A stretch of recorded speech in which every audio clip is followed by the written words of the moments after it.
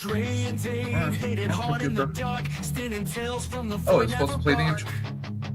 Movie shows, they tear apart. Dimensions clash, they ignite the spark.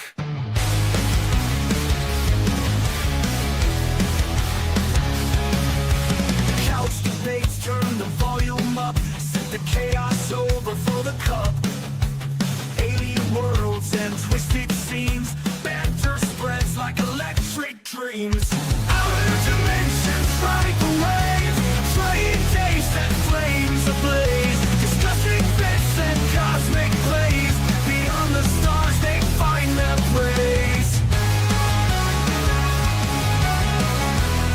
They find their praise.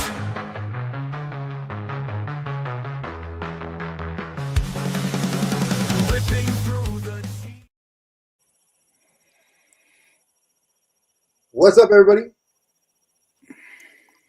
I don't know if Dave's still muted. Yeah, Dave, are you it's still the muted? delay on my end. Oh, Guys, okay. welcome back again to the Outer Dimensions podcast, the channel where two crazy guys chop up movies, music, TV shows, and more. And we got our very special guest, the one, the only, Ed, also known as Action FIGS. Welcome to the Dimensions, Ed. Thanks for having me, guys. You're always welcome here, brother, anytime. Dre doesn't get his tribal chief message this week. That's okay. I already know I'm the one, and we got WrestleMania, so it's all good. The real OTC, he's doing his thing. I'm wearing a Becky Lynch t-shirt anyway today. Kind of had to get the wrestling mindset. Because you're the man? I am. That's what Peanut told me today. So, Papa, you the man. I was like, okay, that rocks on me. But it is, folks, it is a very interesting week for movies. Sinners dropped. We had a lot of good stuff coming. You know, I actually just, if you guys are looking at Amazon to try to grab some deals, which I usually don't do this, and we don't ever really pitch this stuff on the channel, but I had to talk about it. If you haven't seen the movie Pearl, it's a great horror film, and it's part of a trilogy series. I got this for like $9 on Amazon, and it's the Blu-ray, the DVD, and the digital code. So I know that Maxine, which is the final part of the trilogy, which came out last year, I think it was. That one's still at like regular retail value, and then X, which is the sequel, is $13. So you can grab all three movies if you're like me that likes to still have physical media. So, but I could digress and go on a whole thing about that, which I'm not going to today.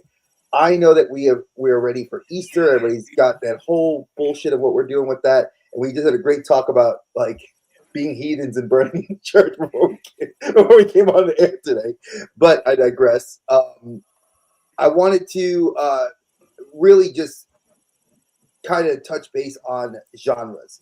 We, on this channel, you guys seen us talk about movies, and we talk about a lot of great stuff. We talk about movies from all eras, but this is very more specific. Ed, when I got to ask him what he liked, because you guys all know the question, if you've been on the show, I ask is, what are your top 3 favorite movies and your like an honorable mention? Ed's like, I'm gonna borrow their vernacular. He's like, fuck, I don't have a list. I like genres. And I was like, oh shit, really genres? And he's like, yeah, I like genres, man. And I was like, well, tell me what genres you like. And he rattled off like 7. And I have the notebook where I wrote everything down. And then I was like, could you give me a few? So the ones that are on this list are in no particular order, but what we did was, as you guys know, our guest list is spotlighted always. So Like a true Western New Yorker. I mean, we're just all over the friggin' place. That's whatever right. You're in the mood for, that's what you put on and watch. Let's be honest. You know. I love it. And we had to challenge ourselves. So you guys know we do our challenge. And our challenge this time was to pick movies within a specific genre that were, and the 3 genres that we're covering today are comedy, action adventure, and sci-fi. And I think these are going to be some interesting picks from Dave and I, because they're not ones I don't think Dave and I have ever really talked about at all for us. And I think that they're really unique. And I think they're going to blend well. If Ed's seen it himself, I think if he's seen any of these films, which most people probably have, it'd be a nice little talk, because we're breaking away from Star Wars Celebration, because we're not all in Tokyo. And that's all that's flooding my freaking YouTube right now is everyone that's at Star Wars Celebration, which is cool. Kenobi. Watashi no Nihonjin janayo. I am not a Japanese person, and I am not in Japan. So I love you guys. I'm not there. I will watch all your stuff later. I know stop flooding it And because you want to get first. good luck with all the people who are buying stuff and realizing they can't take it on the plane with them, so they got to ship it back. Good luck with all that. The best picture I think I saw for the Hot Toys collectors that watch us, and as Dave and I are Hot Toys collectors, the line for the Hot Toys booth. Yeah, I saw Kenobi post 11 times. I counted it. 11 times around an entire booth and an area roped off. I was like, oh yeah, good luck on getting those two exclusives. I mean, the I think it's a re-release of Anakin from the second movie, which Attack of the Clones. I think it was either Attack of the Clones or Revenge of the Sith because he had the gold eyes. Revenge of the Sith is the third one. So I think it's Revenge of the Sith, and I forgot the other. I think it was a Trooper, was the other one, and they used that as an exclusive. But if you guys are watching that or looking at that, check it out because I don't know who's going to be reviewing it first. So David's Life is posting a question. What's the oldest movie that we all like? Ed, you're the guest. Go first, brother. What's the oldest movie you like? I watch a lot of old movies. I actually prefer a lot of movies from like the 50s and 60s, you know, like huge, like Planet of the Apes is probably one of my dearest loves as far as movies go. And then you have like the classics of like, you know, the holiday specials like Holiday Inn and, you know, March of the Wooden Soldiers. Yeah, March of the Wooden Soldiers. You know, I grew up watching Laurel and Hardy and, you know, all those guys. Stooges, yep. Yeah. Mr. Smith Goes to Washington. That's a good movie, too. Yeah. Abbott and Costello, all those classics. Oh, yeah. Abbott and Costello. I mean, I would go with, honestly, I would go with Clash of the Titans for me. That's one of my favorite, like, when I think of an old school movie that I was like Rory's age, like 4 or 5 years old in front of the TV. And I remember my dad put that on, and I was just amazed and watching the skeleton fighting on the boat and like the Medusa. I mean, like all these things. I remember. The Harryhausen. Harryhausen, man. I love all the old Sinbad movies. Yeah, those warm my heart, man. Yeah. We can always do a Harryhausen episode in the future. We need to. I mean, Dre, you know, I talk about like my dad's taste in movies, like anything war movies, like anything that really, honestly, anything John Wayne, we would sit down and watch. I mean, just anything. But you know what? Honestly, as far as old movies go, I mean, Wizard of Oz, 1932. Oh yeah, that's probably one of the best ones ever. I mean, I'm trying to think. I was actually making a quiz for a fun time at my job. For like a meeting I had. Watching the chat. And I had to like find old movies. I'm like the relative old guy that likes weird shit at my job. And I remember I was like looking for Clint Eastwood's like, go ahead, make my day. And I wanted to see if anybody, of course, who doesn't love Dirty Harry? But like, I wanted to see if anybody that's like in their 20s or 30s at my job would have even been ever exposed to Clint Eastwood outside of like Iwo Jima, you know, like Letters from Iwo Jima or like Gran Torino or any of his other stuff that he's done later in his life, like was it in the Line of Fire? Oh God, there's a bunch of other shit that he's done. Or they would confuse him for his son Scott and all the shit that he's done recently. So I was kind of curious, and nobody knew it. Like when I posted the whole clip in the comment, and everybody just looked at, they were like, "Huh? What's that?" And I'm like, "Oh my God, I'm so old." Apparently, Largo likes anything with Jimmy Stewart. Jimmy Stewart's a good one. Oh yeah, Jimmy Stewart.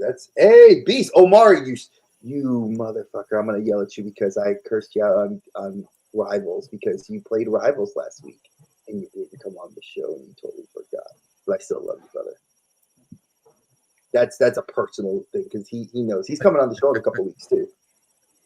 So again, when we've had to pick the genres, I think it's gonna be fun. If you guys, I would actually try to do a little bit something different. I want Ed to kind of give you guys, if you guys have not watched any of the stuff that he does, I think you have to be watching his stream that he does with Travis, Mr. Wonderful. The two of them are very funny, very relatable. So I want to let him kind of sell himself a little bit now, talk about what he does and where you guys can find him, and then at the end we're going to go over what he's got coming up.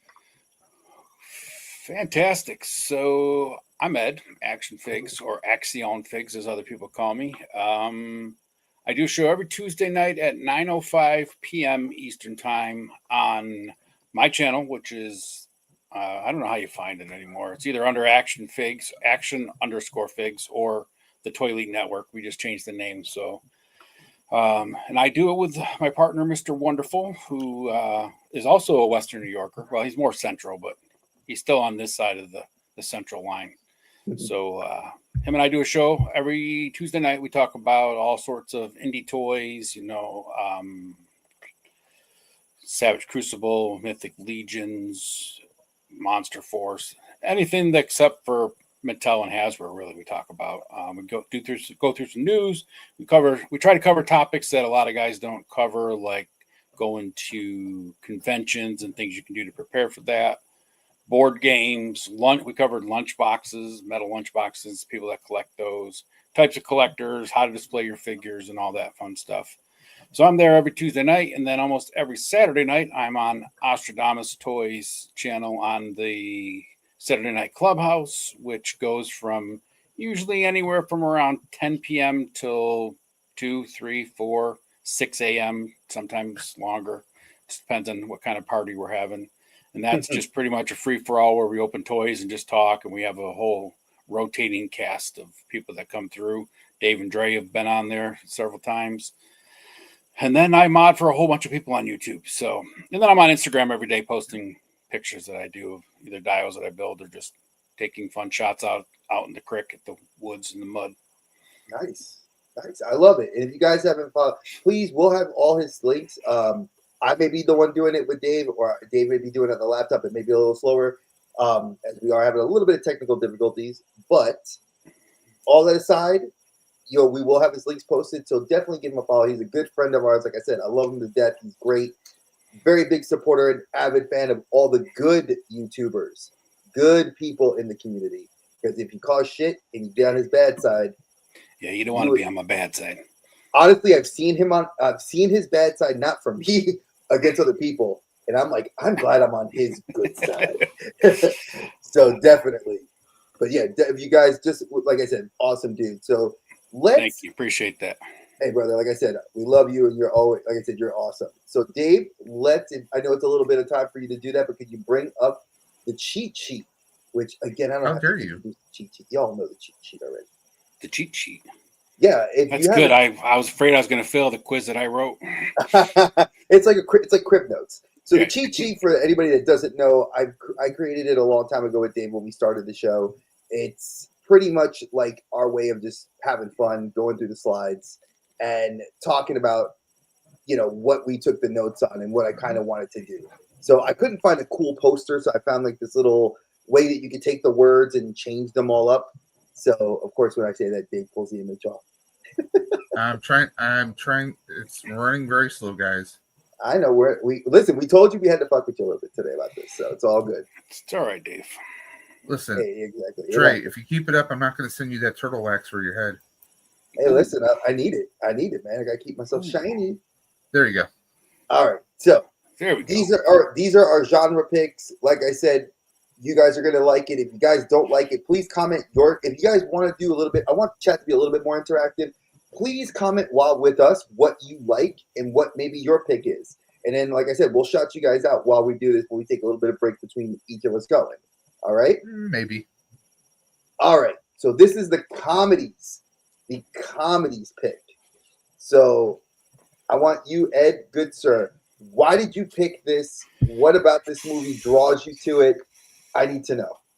Well, always been a huge John Candy and Steve Martin fan, especially John Candy. I've loved every single movie he's ever done. Uncle Buck and Canadian Bacon, a bunch of other ones that he's done, Wagons East and all sorts of stuff. But Planes, Trains, and Automobiles has a couple of things for me that are kind of dear to me. It was one of those movies that was on Saturday mornings when I was younger. Every Saturday afternoons, cartoons would go over. And up here in New York in the winter, there's not much to do after cartoons go off Saturdays, unless you go outside for half an hour you're done being frozen, then you come back in and you sit down and watch TV. So this was on along with Ghostbusters and a couple of the old classic comedies. But also part of this movie was filmed right 10-15 minutes from where I live, where I grow up. So the 219, which is a major highway right here, wasn't open yet, and the highway scenes towards the end of the movie were filmed there.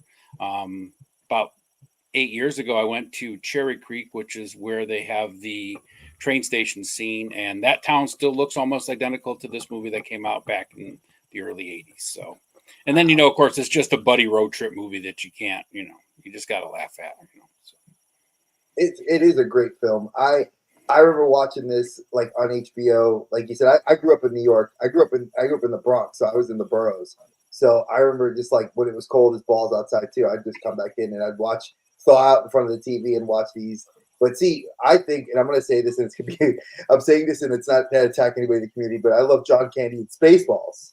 Oh yeah, Spaceballs. I mean, how could you not like Bart? He was his own best friend. But I mean, again, I think the buddy genre is a genre we don't see much anymore. We see it a lot with cop shows. Yeah, I would love to, like Dumb and Dumber, and like Dumb and Dumb. Like these are like all that those. That movie, was it called Due Date, I think, with Robert Downey Jr. and Galifianakis that came out yes, maybe a decade ago? That was probably one of the more recent just buddy road trip type movies. It was pretty funny. So it was. I liked it a lot. And it kind of showed Robert Downey as a step away from Iron Man because it was kind of like, I think it was a palate cleanser for us. We needed that. Like, hey, we love you as Tony Stark, but can you do something else where you're not like that guy? Yeah.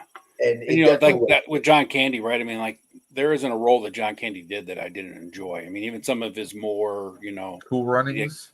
He did a rom-com where he was the soap opera writer, Delirious. Soap Dish. Yeah, Soap Dish. Well, no, you're right. It was Delirious. I got that wrong for some reason. It was Delirious that he did, but he did another one. But that was kind of a rom-com, and there was just what was the one he did where he was the spy? Drawing a blank now. I know. Or the private investigator. Yeah. Private investigator. Yeah, that was a good one. So I mean, there wasn't a single John Candy movie that he ever did that I didn't enjoy. What was it? Was it Hot to Trot? No, it wasn't Hot to Trot. He was the voice of the horse. Oh yeah. Wagons East. Wagons East was a good one.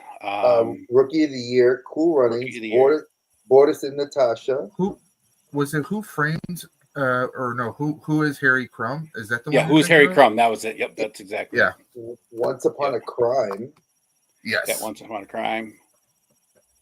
Nothing But Trouble. Home Alone. Uncle Buck. Summer Rental, which is a Summer Rental. That's one of my favorites too. I love Summer Rental. The Great Outdoors. That's another classic. With Dan Aykroyd. Yep. Yeah. Armed and when my kids were young, I mean, like my oldest is great. Have you ever seen Armed and Dangerous? Oh, I loved Armed and Dangerous. You need to watch it. Him and Eugene Levy. It's just nonstop hilarity. That's what Meg Ryan's in that, right? Is it Meg Ryan? Yeah, I think so. Yeah, I'll double check. Yeah, but yeah, it's because there's her father that is running the security guard. Yep. Company. Yeah. Oh, National Lampoons, Splash. I forgot he was in Splash. Yeah. Oh yeah. Brewster's Millions. Brewster's Millions. Yeah. Wow. He's worked with everybody. Yeah. He had that small bit part in Home Alone. Mm-hmm. Yep. With with the polka band. Yeah, which I love that when they were on the was it the train or something? They were trying to get her home. I forgot where they. Yeah, it was a moving van that they were using to like transport their equipment and stuff. Yeah, they were running the moving van because the airlines were all closed and backed up from holiday traffic and weather. They were old castmates from SCTV back in the day. Him and Catherine. Yeah, this is crazy. I forgot a lot of this stuff, but I mean, let's not neglect his other partner who is equally hilarious in his own right and still very active to this day. It's Steve Martin. Oh, Steve Martin's great. Yeah. Father of the Bride. Those both were awesome movies. The Jerk. Three Amigos. Amigos is a classic. Roxanne, yeah. Oh, you must love the local to give them this to perch on. just everything he's done. I mean, hell, Little Shop of Horrors as the dentist. I'll be your dentist. dentist. The sadist. Man, when I used to watch that movie when it was on Oh, all the time, huh? I used to walk around just singing "Son Be a Dentist." It was great. What a awesome song. Oh, mama. My Blue Heaven. My Blue Heaven, yeah. Which can we pause for a second? My Blue Heaven was based on another gangster movie, which That we talked about last week. Yeah. that we Yep. just talked about last week. So the fact that we got to do this, I didn't even know the synergy. Look at the synergy we have. I love Yeah. this. There you go. Great films, man. You cannot recreate that in a bottle. I No. think that like Jim Carrey and oh god, why can't I remember? Not Jeff Bridges. What the heck? Jeff Daniels. Jeff Daniels. Jeff Daniels. They're- Dumb and Dumber. They were funny, but it's like Jim Carrey carried the load in that one. You know, The problem is with the more modern classic comedies is that a lot of the comedy is like over the top, and it's hilarious, right? Don't get me wrong, Jim Carrey was hilarious in his time, right? I mean, he was doing stuff that was just hilarious. But I think like Steve Martin and Candy and Bill Murray and all those guys just had a way they delivered it that you just don't see very often in modern comedies. Yeah, they were just a different school of comedy. I mean, I think that's probably the simplest way to do it. And I mean, yeah, these guys, they developed through proven ground, such as improv comedy teams like in the California Groundlings. You have Second City in Chicago. And of course, obviously that was adapted to Second City TV for Canada, which was Canada's answer to Saturday Night Live. So I mean, it just had that proven ground. So, and I think that's just kind of a hard thing to do because let's face it, nowadays, you want to make an audition tape, pull out your phone. You're doing that, and honestly, you're gonna wind up copying someone else from somewhere. Whereas these guys, it was just bouncing ideas and just flying off the handle. You didn't have to worry about canceling. You didn't have to worry about censorship or anything. And I think it was just a different time. And how many of those guys went on to like write their own movies, like Dan Aykroyd and Rick Moranis? Not Rick Moranis. Who's the guy from Ghostbusters? What's his name? Egon, the one who played Egon. Harold Ramis. Harold Ramis, he was, right? I mean, yeah, and he was. I think he was on CTV actually. Yes, he was for a minute. Yep. Gee, that's crazy. Look at that. But we've never done this on a show. I think this is the first time, Dave, ever we've been able to cross-reference the movies like that, where we're like, I love this, Ed. Like, we got to bring you back, and I want to do more of this. I love this. It brings back such great memories. It's like I'm thinking of all these movies, and I'm just like, oh, I love this. I remember this. Like, wow, like that's awesome. I love the feeling. So I love that we covered this one. So Dave, obviously one of my favorite movies, probably of like, top 20s. Go ahead. I mean, Eddie Murphy. It was. I don't know. It was kind of a weird one. It's kind of hard to put this in a specific genre because it's comedy. You have some action, but it's a supernatural film too. Yeah. I mean, it's something that it's just all over the place. But I mean, come on. How many people over the years have you heard someone say, "I want the knife"? Yep. I mean, and there's this viral video that's going around that originally, of all people, Carpenter was tapped to make this, but he was going to be making Big Trouble in Little China, and several of the actors from this film wound up in that film. And there's a theory. There's actually a film theory running around the internet about that, like how these two films are actually linked because of Lopan and all like how the actors that they're really just like they're kind of carried over. And I do like that idea, but I mean, because the guy Tommy Tan is he's the Lightning brother from Big Trouble in Little China. I mean, but for me, I mean, this is Eddie Murphy, just kind of like this is like him, kind of like almost being himself. Like he's, movie starts off, he's kind of a serious guy looking for this lost girl. And winds up walking into like this whole gang situation, just trying to free her, and then everything goes pear-shaped, and it takes this super twist, and he just kind of rolls with the punches. This was just a different kind of a Eddie Murphy movie because I mean we were used to what Beverly Hills Cop. You know, Yeah. we're used to seeing him on Raw or Delirious when he did his concerts. Yeah, this is and him this kind is of trying to just- prove that he could do more than just swear and be vulgar. And I mean, yeah, there was some swearing in there, like every other '80s And comedy. You know, what is it was it? rated, Charles? it was rated G, probably. You know, because back then they didn't care. But I mean, Charles Dance was perfect as you know, Sarah Noomspa. I mean, he was just Brother Noomsy. My dear Brother sweet brother Noomsy. Noomsy. I mean, even the jokes were good, like between him and what's his name? The character's name, but he plays Egg in Big Trouble in Little China. You know who I'm talking about, right? Exactly. When Eddie's like, "Hey, this water ain't that pure either."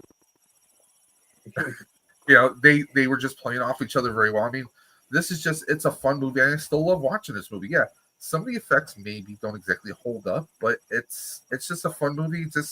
It's hilarious. You know, this is still like one of those movies I will watch. You know, if I'm feeling kind of grumpy, you know, just like I just need something to watch, I'll throw Golden Child on.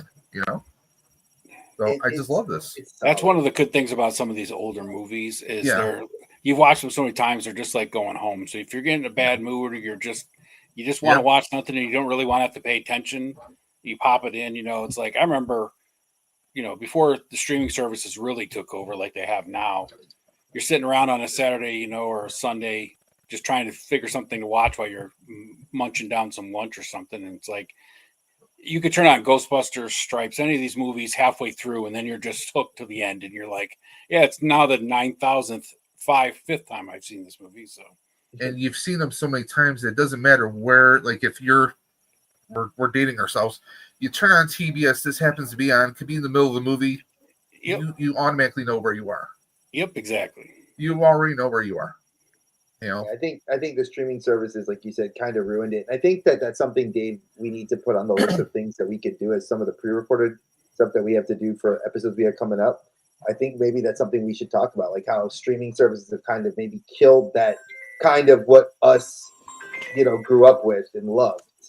You know, because that's something I clearly remember, like going like HBO. I'd go through the channels and you would see, and he'd be like, "My dear Brother Noomsy. He is busy. I have insulted him. He's going to hate me." You know what we could also do, just to switch it up one of these nights? We can do like a little little bit of trivia where we just throw a random movie line and see who guesses it. There you go.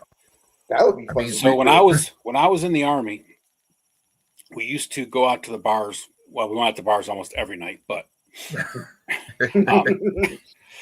Fridays and Saturday nights we go to the bars, and one of the challenges we always start there, you know, because there'd be like 10 of us from my company with hanging out, and we'd either go to the bar and say, okay, the whole conversation tonight has to be movie quotes, or the whole conversation has to be song lyrics, and that's all we do. And it was so funny because you just start spouting out these, you know, quotes from movies that are just so random, and it's just like, you know, the guy has to come back with something that's a movie quote, or else they have to buy a round, and it's like. No one wanted to buy rounds. A few rounds in, you know. Adrian. Yeah, there were some random ones like that, you know, like it just didn't make any sense to the conversation. Like, I love the smell of napalm in the morning. You're like, what? That doesn't make any sense right now, dude. Exactly. It's like, well, I mean, unless you smelled someone, you know, rip a real nasty one, you know, hey, I guess that could work, you know, hey. Very true. Very true. And I mean, but yeah, I mean, go ahead. Go ahead. No, go ahead. No, it's just this was just like this is kind of like I don't know. This feels like this is probably the most natural Eddie, and compared to some of his other films. Largo, that's a good one. Tango and Cash. Oh yeah. Terry Hatcher. Bar. I mean, you know, that's kind of like, you know, it's the two guys who are thrown together, who don't want to be thrown together. That's Plane, Trains, and Automobiles. Kind of, you know? Yep. Yeah, Tango and Cash was just such a good movie. That's a great for the time too. It took a lot of it actually makes me feel like that was the beginning of that genre of making the pairing cop movies, like what we got with like when they did it with Mark Wahlberg and Will Ferrell. You know, when they've done it with like Kevin Hart, the other guys, and the other guys. That was a good movie. I mean, those are great movies, but it's like I think that Tango and Cash was like that was the start because there was older films that kind of did it too, like Richard Pryor and Gene Wilder. You know, Hear No Evil, See No Evil. Love that movie. You know, well, I mean, they did a bunch of movies together. I mean, they did. Well, you mentioned See No Evil. Yeah, Stir Crazy. What was it? The Silver was this? Was it the train movie they did? Oh yeah, Silver Bullet. Silver Bullet. Yeah, I mean they just did a lot of stuff together, and I mean honestly they worked. You know, Pryor wasn't on screen. Blazing Saddles because he wrote that. Oh yeah. And did that start with Lethal Weapon? I don't think I would say it started with Lethal Weapon. I think it was an idea. I think Lethal Weapon kind of was it's still Lethal earlier Weapon than might have Tango. been a refresher, maybe. No, Lethal Weapon was also before. The first Lethal Weapon movie was prior to Tango and Cash. That's definite. He's right about that. But there was movies in the 70s and like I would say in the late 60s, mid 70s. Oh yeah, that were very good. That's what it was. Silver Streak and I'm trying to think. Silver Streak. Silver Bolt's the other one. Oh God, Silver Bolt's the Stephen King one with the werewolves. Yeah, with Corey Haim in the wheelchair. When I could remember the film there was like two good films like in the mid 70s that kind of were like I think precursor films for the buddy cop kind of like the team of the buddies. You know, then you got all the stuff that's come out since then. I mean, you know, we even talked about last week with Police Academy. Yep. You know, several of those guys, if you put them in a movie, two buddy cops, you would have had a freaking hit. You know, so. But I'm going to talk about my comedy. I think it's a guilty pleasure of mine. I know I was way too young to appreciate nearly all the adult humor in the film. And I mean, when I finally got to the age that I could appreciate it, oh my God, it is. My teen daughter saw White Chicks this past week. Her school, like her high school, did a movie night. It was a high school thing, and I like White Chicks. White Chicks is funny. And I think if I had to base the comparison of what White Chicks to Harlem Nights would be, Harlem Nights for me was my teenage movie that I saw that I shouldn't have seen, but the humor was so perfect and timed so well with the set of comedians that sadly many of them are not with us anymore, but they were great. And then you have, you know, White Chicks. And White Chicks for the time, the Wayans brothers are freaking gold. They strike gold. Oh yeah. And Terry there was a lot of those movies back in the day though that we shouldn't have been watching. Like I remember watching Stripes when I was, 12 or 13 years old, the unedited version, right? I was 9 years old watching it because my dad, who's technically my stepfather, he came into my life when I was 9. And he brings all these movies in and I'm watching stuff that like you shouldn't, like if you're a teenager, your parents wouldn't let you watch it, but he was just like, no, here, just sit and watch. So I was watching the full frontal nudity, swearing, right? Motherfucker this, motherfucker. I mean, it was just all just nonstop and just like, and I thank him tremendously for that because that just broadened my horizon. It built you to the man you are today, Dave. And Harlem Nights got the name. I mean, look at Harlem Nights. The humor in there's a lot of subtlety. Like, I think Eddie Murphy and Pryor are perfect. I mean, Arsenio Hall's in the film. You got Red Fox. You got Della Reese. Della Reese was on fire in that movie. You got Danny Aiello in there. I mean, you got these legends. But yeah, you got was it Bernie in this one? No. Bernie wasn't there. I'm thinking of someone else then. No, Robin Harris was in that. Yeah, Robin Harris. That's what I'm thinking of. Rest in peace.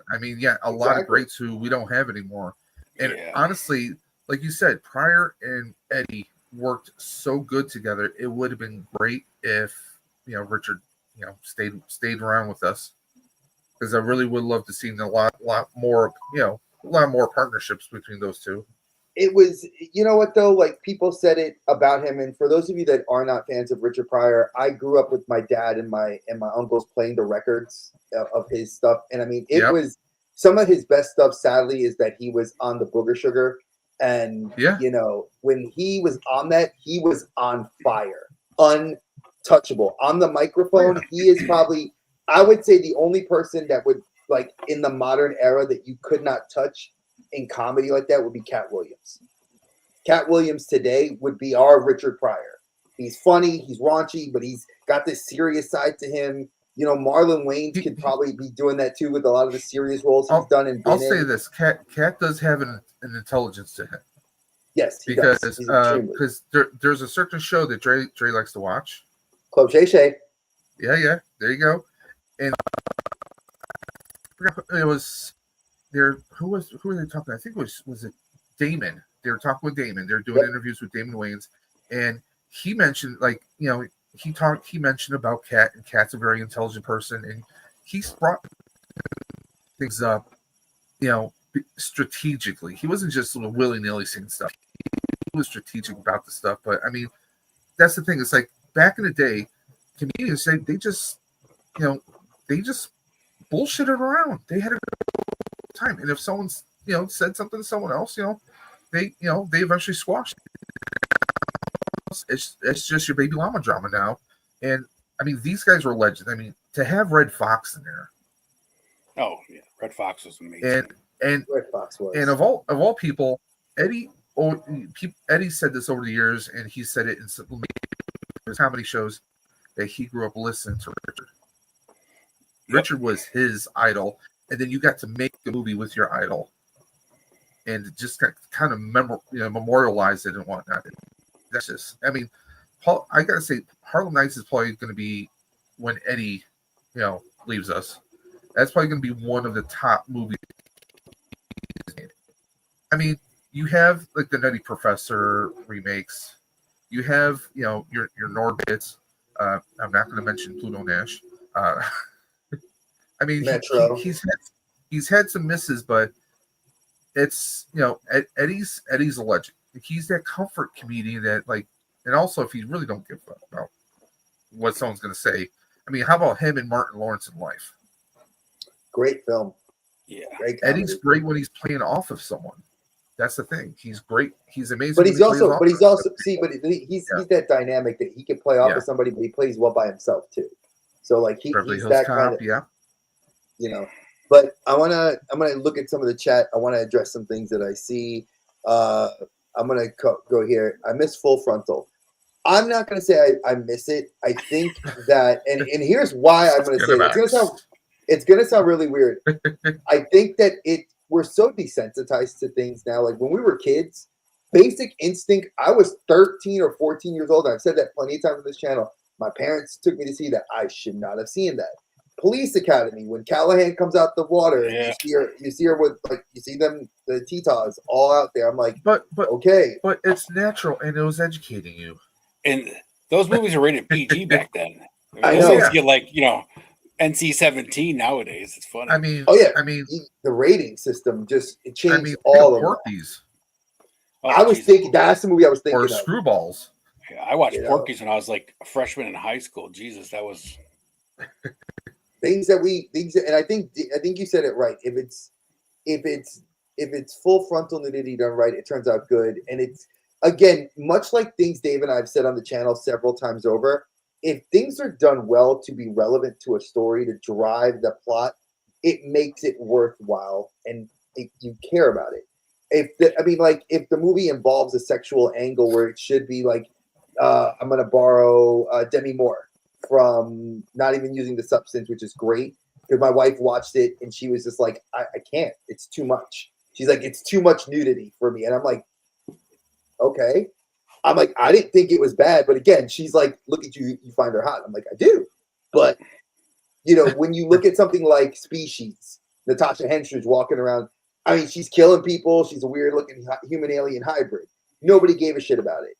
If you look at it like, I can't think of any other real films that like Striptease or another Demi movie. another Demi movie. What was the other one that they did? I'm going to use a Steven Seagal movie. What was that? Under Siege, when they had Erica Eleniak come out of the cake. Yeah. When she popped out of the cake, and we just saw her boobs. That's, again, it was like a 3-second clip that when she popped out. She popped out, and people were like, "Oh, who cares?" It's like sometimes it's driving the story of what they had to do to create the intrigue. But if you're just gonna throw like barbed wire, where where we've seen her naked already, we know her story. It's like it's tasteless. But I do agree with that. Now, I want to talk about this here because Largo brought up a good point. Would Harlem Nights be considered a comedy or crime drama? I think that's subjective. I would consider it both. Crimedy? Because it could be even considered a period piece. Because It's it a takes crime place. dramedy. Yeah. That's a good one. We're gonna quote that. We're gonna. There you go. I like It's that. And it's like it what was that Michael Keaton movie from way back? It was supposed to be like a James Cagney kind of homage. I'm trying to think. Oh, of the that name was of it. Johnny Dangerously. Yeah, there you go. I mean, I think though that compared with Harlem Nights kind of nicely. It worked out well when that movie came out because that one, what's his name there, Joe says, Piscopo? yeah, my mama called me Eddie once, and I used to say that line constantly with her. I love this. And they says movies and teen movies should be a rite of passage, free from nipples. You know what, Largo? I don't disagree with that. I think that horror movies kind of made that a staple. Like, if you didn't see it, go ahead. If you think about it, back in the day, right? Back when we were kids, you couldn't just open your phone and go to, Corn Hub or anything like that, right? It's way too accessible for young kids nowadays. Back in the day, we got to see Erica pop out of a cake and Under Siege. 3 seconds of, booby action was like, wow, look at that, right? And now it's like, you want that, you just go to your phone. I think that's something that you and I can agree with you. I think it's that ruining of that desensitization that we're getting. Yep. It's so easily accessible that I remember having to like say, "Oh man, is Under Siege on?" If we didn't have DVR yet. Yep. You didn't have if you didn't have the VHS, you could not rewind that scene. So you were like, "Oh crap, I missed that part!" Like she's like, "Oh my god," and you're like, "Yeah, damn it!" You and your friends would be mad, like yep. if your buddy was the last one to go. I have to go to the bathroom, and you didn't tell him, and he comes in the room and he just catches her like throwing her hands up, and we're all like, "Yeah," I mean, there was those. I like that, but I do agree with you, Largo. It is true, and I think that's something that back then was. Because the ratings for cinema wasn't a thing till, was it Tipper Gore? I think it was Tipper Gore. Yeah, Tipper Gore started that. Yeah, so Tipper Gore was the one that, because I know she did the movies and then that got tracked over to the video. But even then, the movie ratings were much more mild than they are now. I mean, you had movies where people were saying, dropping F-bombs and there's boobs every 10 minutes in the movies, and they're like, "Oh, this is PG." It's like, okay. Yeah, and what Disney now has a limit. So when they make a Marvel film that they want to make a little racy, that's not Deadpool. So if it's like Guardians, what did they say? I think it was, he said you can get an R rating and keep an R rating as long as you say one fuck. Yeah. That was, and they gave it to Chris Pratt. Obviously, the lead was going to get it. I figured if anything, they'd give it to Groot or Rocket. I figured one of them two would have been the funniest ones to say it, but that's how they do it. And again, I think that, like you said, it was very lax. Let's go forward from here. Let's go to our second pick. The floor is yours, good sir. Yeah, I'm a huge fan of the Predator movies. I mean, there's been a couple of disasters in those movies, but the original Predator, the second one with Danny Glover was a good watch. And then they came out with Prey. Prey was an awesome movie. I've enjoyed like the one that was called Predators, where they went to the Agent Brody. Yeah. Brody. So I could have gone with like Star Wars for my ultimate sci-fi movie, but that's just a given, right? I mean, anybody that likes sci-fi has to like Star Wars. So avoiding Star Wars, since I don't have a favorite one of the original trilogies. I went with Predator, but that was just one of those movies. Another one that you watched every couple of Saturdays. It was on TBS or USA or something like that on cable TV, and it's another one of those movies you could just how many famous people have you heard say "get to the chopper," or how many lines have been in there, or how many memes have been created from Dylan, you son of a bitch, and all that stuff, right? I mean, it's what a great movie. Now. What an awesome alien, right, that came out of that movie. I mean, that alien was, when they came out with the Predator, it was just amazing. Horrifying. Yeah. As a kid, when I saw that when I saw the oh god, what's his the Iwati, The Watcha. when he fucking did that, you're Yeah. one ugly motherfucker. I Motherfucker. was like, and you just see the way that thing flexed. I was Yep. like, oh god, that's scary, man. Like who? And we owe the snarl of the Predator to Optimus Prime himself. Yep. Yep. We do. I actually got to watch a YouTube video that said that, and I didn't believe it till he was like in the mic at the convention, and he's like doing the growl. I was like, oh god, that's crazy. But again, a solid film. I loved all the actors in it. I loved and you can tell with the bad editing at that time. For even this would be considered probably a AAA movie because if Schwarzenegger was in it, it was a AAA film. But I remember like when they had what was it his arm, he's sitting there with the gun, and it was I can't remember his name, Carl Weathers. You see him like shooting, and then all you see is that and then next thing you see the arm just drop, and I'm like, and it's still shooting the gun, and I'm like, I mean, again, freaked out as a kid watching it. As an adult, I watch it, I'm like, oh, it's so campy. But it was. Or I think, Jesse Ventura in there. Yeah. oh yeah, Well, back in the day, right? That was high quality, special effects back in the day, man. That was good stuff. I think the one thing you can agree with, Ed, and I know Dave and I've said this a whole mess of times. I think it's the atmosphere of it being where it was. Predator was great. Predator 2 was not nearly as good in the city. Yes. It's the music, the atmosphere, the realistic effects. You're in a fucking jungle in South America, in the deepest, darkest parts of the fucking Amazon. Yeah, not only do you have like, guys out there that are going to kill you, you have every animal out there that wants to kill you. And then there's this thing that you have no idea what it is. It's just got cloaking ability and laser guns and Jesus. And it's the perfect hunter. Yep. It's speed, strength, agility, it's tech. It is, like you said, the perfect hunter. And I think it wasn't till Prey that when it went back to the basics. Yep. Like Prey was. You take all the Predator had limited tech, still dope tech, but limited, and then you went back to somebody that did not have military training. She fought because she had to. You changed the protagonist and the antagonist. You made the antagonist feel more feral. I think that Predator was. The one cool thing I think they showed in Prey was like when she was chained and he didn't kill her, right? So it showed that they really only are there for like the sport of hunting, and they're not going to attack just some random person, right? If she's not holding a weapon, she's not a threat, so there's no point in killing her. I thought that was one of the coolest things they showed in that whole movie. I mean, that whole movie was awesome, but that was a really cool thing about the Predator species that they showed. And then let's see, what did we get here? Let's see, David Love. I do find it funny that the rating systems have changed. Yet, what are you guys' thoughts on this? I given mine, but I want to hear everybody else's. It's one of those things, you become a dad of 3 girls and then a son, and you're like, oof. There's part of you that wants to, appreciate it. Then there's part of you that's like, well, that's dumb. I mean, my son, who's 19 now, was a big Muppets fan, and we bought him a Muppets DVD collection.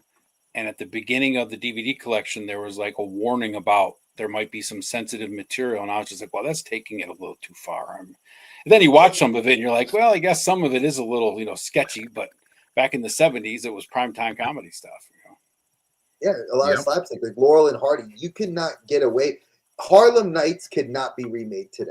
If it was made today, it would be heavily, heavily changed. The Warriors, probably one of my favorite films on the top 10 list of all time. They've joked and talked about remaking it. I know Lin-Manuel has put his name to a female version of it, done in a more modern way. I think that could do it. But again, the rating system, language, But You just know, think about something like Stir Crazy, where you have Gene Wilder do blackface, with Richard Pryor. I mean, he's with Richard Pryor, but it wouldn't fly today. They would have to completely change But the way that still, movie was. it's yeah. Dave, I mean, Dave, well, you went out, so I didn't hear Yeah, what you said. cut out, Dave. no, I was just saying, like, no, I agree with that. You couldn't pull that kind of stuff off today. We hear all the time that people, especially in the comedy world, you hear people saying that you have to be careful what you say or what kind of jokes you write. And honestly, you could write something, start filming, something happens 3 weeks before filming or 3 weeks before your premiere. Now that's going to change how people will interpret your jokes, interpret the film, and that could either make or break a film because of the current social landscape. Right. Everything spreads like wildfire now. Right. That's kind of messed up. Yeah. I mean, for us, like growing up, when these movies came out, I mean, sometimes a movie was made, it's a year and a half, maybe 2 years before it actually does a premiere in some cases. Well, think about how long movies used to be in theaters, right? I mean, they used to put movies in theaters for 6 months, a friggin' year. And then when VCRs came out, it was still, 6 months to a year before the movie even got thought about being put on tape to be released. Or like, how long would it take for it to get to HBO or the movie channel? And now the turnaround time now, recording it on a VHS tape. Exactly. So, but when you look at it now, Disney Plus's rule of thumb is if it's an animated film, it's on there within 45 days after release. Yep. And then if it's a non-animated Marvel film, it is given 75 days after the release. And I was like, wow. And then I thought about it. They actually made that longer because Captain America came out on Valentine's Day this year, and we're now. And guess what? It's finally on Amazon Prime to rent now. It just hit digital today. So they changed a lot of that stuff because Scarlett Johansson sued them. Yeah. For that reason, for that Black Widow movie, she sued them. But like how many movies you see outside of Disney that are released in theaters and live on streaming on the same day, you can buy them. It's like. And we've talked about that actually on this channel several times. That what would be the detriment of them doing that? Because when Archer said it a couple weeks ago, it was like, "Yo, why don't we imagine?" I don't want to go to the theater. I can't because I got kids, and I have trepidations about getting sick. Well, okay, you put it on the streaming service. Disney did that, and they charged $20. And I remember I bought my. They were charging full price. I paid $20. What I would have paid for one ticket, plus I paid for my Disney Plus membership, which at that time was $10. So I'm paying $30, the equivalent of my wife and I going to a movie to go see Black Widow. I didn't own it. It gave you like 3 days after you bought it to watch it still, and then you had to rebuy it again. So it makes sense, and I there's a lot. I think that's something Dave and I have talked about doing on this channel too. A little bit of talking about like how that's affected the movie going experience. Let me see what else we got here. I want to catch up with the chat. Ricardo, he's another one of our big Star Wars fans. He said the mandible jaw of the Predator did look wicked. Yeah, that shit gave me nightmares, bro. Well, I'm glad they went with that design for the Predator opposed to the Jean-Claude Van Damme thing that they were originally doing. Yes. Oh God, that was horrible. And of course, our buddy Largo, who lives in Guatemala, has said that they film it in his backyard. Hopefully, not literally, or if they did, that'd be dope. If they actually filmed it in his actual backyard, I hope he got paid for it. At least the three a bone or two. And then I love what his next comment was: "The Predator was the best G.I. Joe movie we never got." I mean, no joke. I mean, you had Spirit team. That was dispatched. Yep. You had a bunch of people in there that could have easily represented Dylan. That's Duke. Who would Bill Duke be? Oh, that's a good question. Heavy duty. with this no blade razor just going outside of his face. Just getting the sweat. He was in Commando with Schwarzenegger too. Remember that? Yes, he was. Yes, This he green, was. I eat green berets for breakfast. Oh my goodness, I love this. This is making me smile here, folks. Rating systems seem to be more about the box office than protecting the youth.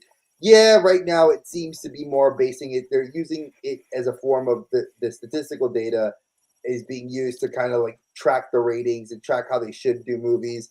And it's really more for Hollywood than it is for us, which I think is stupid because if you're telling my kid, I tell my kids what they can and cannot watch, and some shit they're gonna watch regardless. You know, it's just that's the nature of what we did. We did it for. I saw RoboCop where they're like, "I'll buy that for $1," and there's titties bouncing around on the screen, and my mom flipped her shit at my uncle. But I still kept watching the movie. Teenagers, they're the way they interact and things have changed from when we were kids. But the whole, if you tell them not to do it, they're probably going to do it. It hasn't changed really. Yeah. I tell my son when he was 15, hey, don't do this, and all I can see is him thinking, well, how am I going to do this without Dad finding out?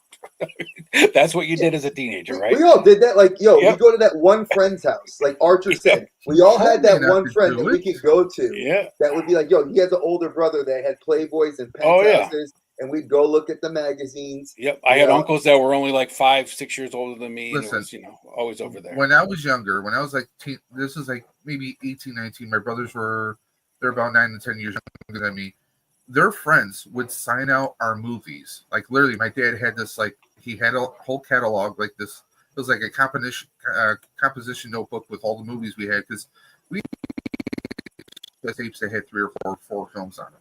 If one of our neighbors wanted to borrow stuff, we had a ledger so we knew who was borrowing stuff. And my dad didn't care if people were just, hey, you want to watch Porky's? Here's the tape of all 3 movies. I mean, we were like the neighborhood Blockbuster without, I was about to say, your dad was Family Video. Look out for our neighbors.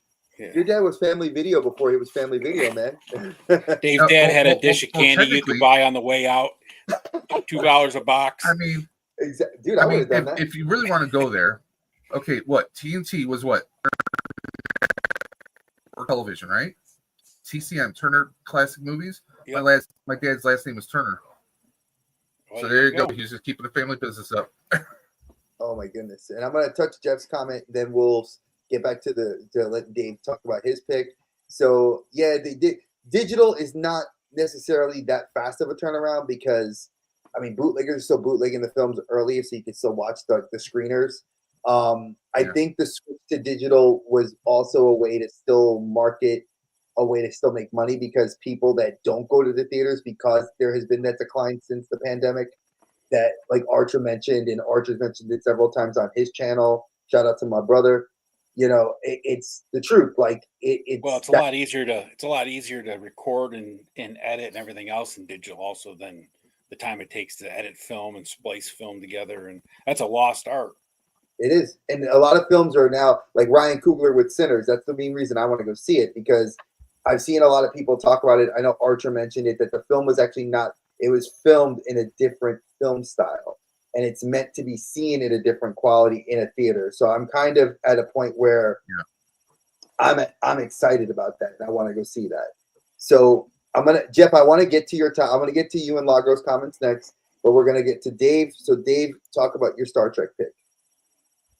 I mean, Star Trek 4, I mean, most of the movies I've picked tonight are movies that are movies that I can just kind of like, I'm watching them, I kind of forget everything that's going on. And I mean, Star Trek 4, it's that fish out of water because you got the crew of the Enterprise going back to 1987 Earth. And they don't know that they need money. They don't know how, going on a bus works or, And, that was a good Walter Koenig doing his Chekhov voice. I'm looking for the nuclear whistles. And they're trying to talk to a cop, and cop can't understand. Nobody can understand Chekhov. Honestly, it was Back to the Future Star Trek style. That's what it was. I mean, because technically the ship that they stole, the ship they're flying, was Christopher Lloyd's ship in the previous film. So it was the DeLorean. There you go. It was a fun movie. Like one of my favorite parts is like Spock are on the public bus, right? And you got like the not like the punk rocker who's listening to, I forgot what the song was, but he's listening to it on the radio really loud. They're asking him to turn it down. He doesn't. He like turns it loud and flips Kirk off. And what does Spock do? Spock does the Vulcan nerve pinch right on him in the bus, and he just collapses. The guy's knocked out, and the whole bus is just clapping. I mean, it's probably the funniest Star Trek you'll see of the movies, I think. And it was just hilarious. Like, especially when you see Scotty with Sulu and they go to a plastic place and they create this whole thing, and like McCoy's like, are you sure you really should get to this formula? I mean, isn't this like alternate future? How do you know this guy didn't come up with it to begin with? It's just really everywhere. I'm blanking on the actress who's like the kind of the love interest, who's a whale expert. I mean, like, even like the interactions, everything was just very lighthearted Star Trek. But it was also trying to make us more aware of, the whale extinctions, which humpback whales apparently have been coming back from the brink since then. Maybe the movie helped it, but it's just a fun movie. It's the reusable straws, Dave. I mean, it's the reusable straws. Yeah, the reusable straws. There you go. Yeah. But I mean, this is just, it's not your atypical Star Trek movie. It was just a big ball of fun. We just had fun with it. You enjoyed it. You see these characters in a situation you never thought you would see them in, and it's just, they're not taking themselves seriously. And then, of course, then the action picks up, and it's just to me, it's just a fun movie. I can just watch it and just forget all the craziness of the world. It's just a fun movie. I mean, Kirk, William Shatner actually, I think, does a pretty good job in this film. We see different sides of Leonard Nimoy Spock. After he got his Katra re-downloaded, he's still trying to find his rhythm. It's almost like a different Spock than we've seen in the previous films in the series. It's fun. I think I don't think everyone in the, I think they should have got a little bit more, maybe a little bit more interaction, a little bit more storylines. Hell, even seeing them in the hospital retrieving Chekhov is hilarious. Oh yeah, that was funny shit. Did you go to Nickel City when Shatner was there, Dave? I was actually there the entire weekend because with Yeah. the Buffalo Ghostbusters, we were one of the exhibitors, so we were there the Yeah. entire time. I did me too. not go to see Shatner because although it would have been great to get an autograph just because I'm a Trek fan, but I've heard that he is not a great experience. I heard that from people before the con and people during the con. So and that line to see him was super long. Holy Jesus! And this year they have Walter Koenig. Yep. Chekhov is coming to the Nickel City Con this year. Oh. So yeah, Shatner always has long lines. When at GalaxyCon here, he always in Raleigh. Oof, that dude. I mean, well, he's a staple to the sci-fi community. I mean, whether he's an asshole, just not really Star Trek, Tech whatever, Wars, the Tech War novels. Yeah, he's been all over the place. I mean, hell, they even added him in the Masters of the Universe Revelations when they did the Netflix series. Well, he's been to space, so yeah, it's true. So let me get back to some comments here. We do have hey, your tag team partner. How's it going, bud? Up? Good to have you in here. Obviously, everybody's saying hello to each other. Love it.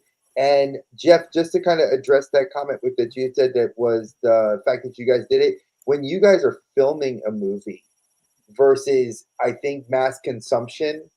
It's an indie film. It's a lot different than Hollywood. No offense, I still love Retro Freaks and the concept of Retro Freaks. I think that's a great idea. And the principle is showing that it works well for the community. It gets tons of love and support. I think that it's just different in that regards of how one would look at like something like Black Widow, that's heavy AAA quality film, or like Transformers. Like, you're not going to see Bayverse hit DVD the same day here. Now, I do know some films do get released different times internationally because of the different markets. And they did that with Deadpool and Wolverine. Like, people already in China had seen it before it was released here in the States, but England saw it before China did. And it's when you do that, that's then you get the bootleggers that copy it and bring it out, and that's how I would say that. But I do agree. I think there is a difference when it comes down to that. So now, I'm a diehard Star Trek fan. I absolutely love Star Trek. I think Wrath of Khan is my absolute favorite Trek, but I have to be honest with myself.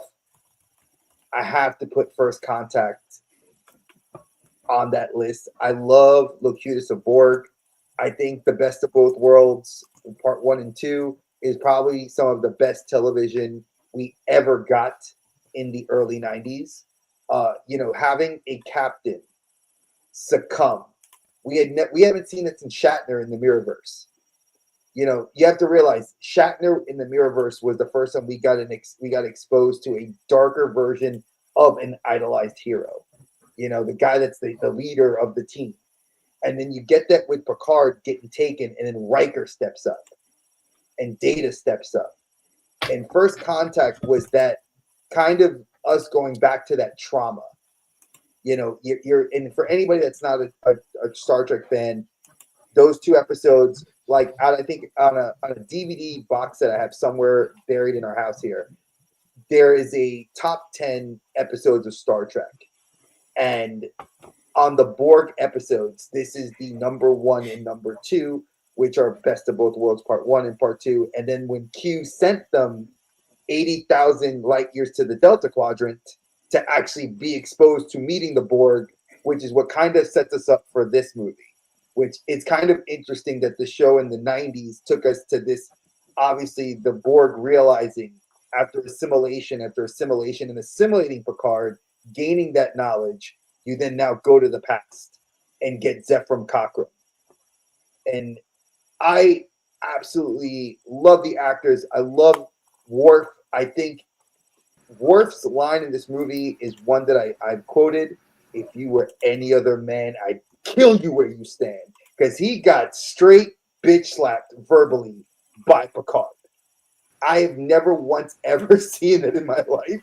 See a Klingon have to succumb to the human because he knew where he put him in his place. We will go no farther. We stopped him here. Like, it was that acceptance of, we're going to destroy the Enterprise. Like, fuck it, it's going to go. We did it. We already did it a couple movies ago. We're going to do it again. I think it was a great story for a villain that has, I think, transcended Star Trek culture.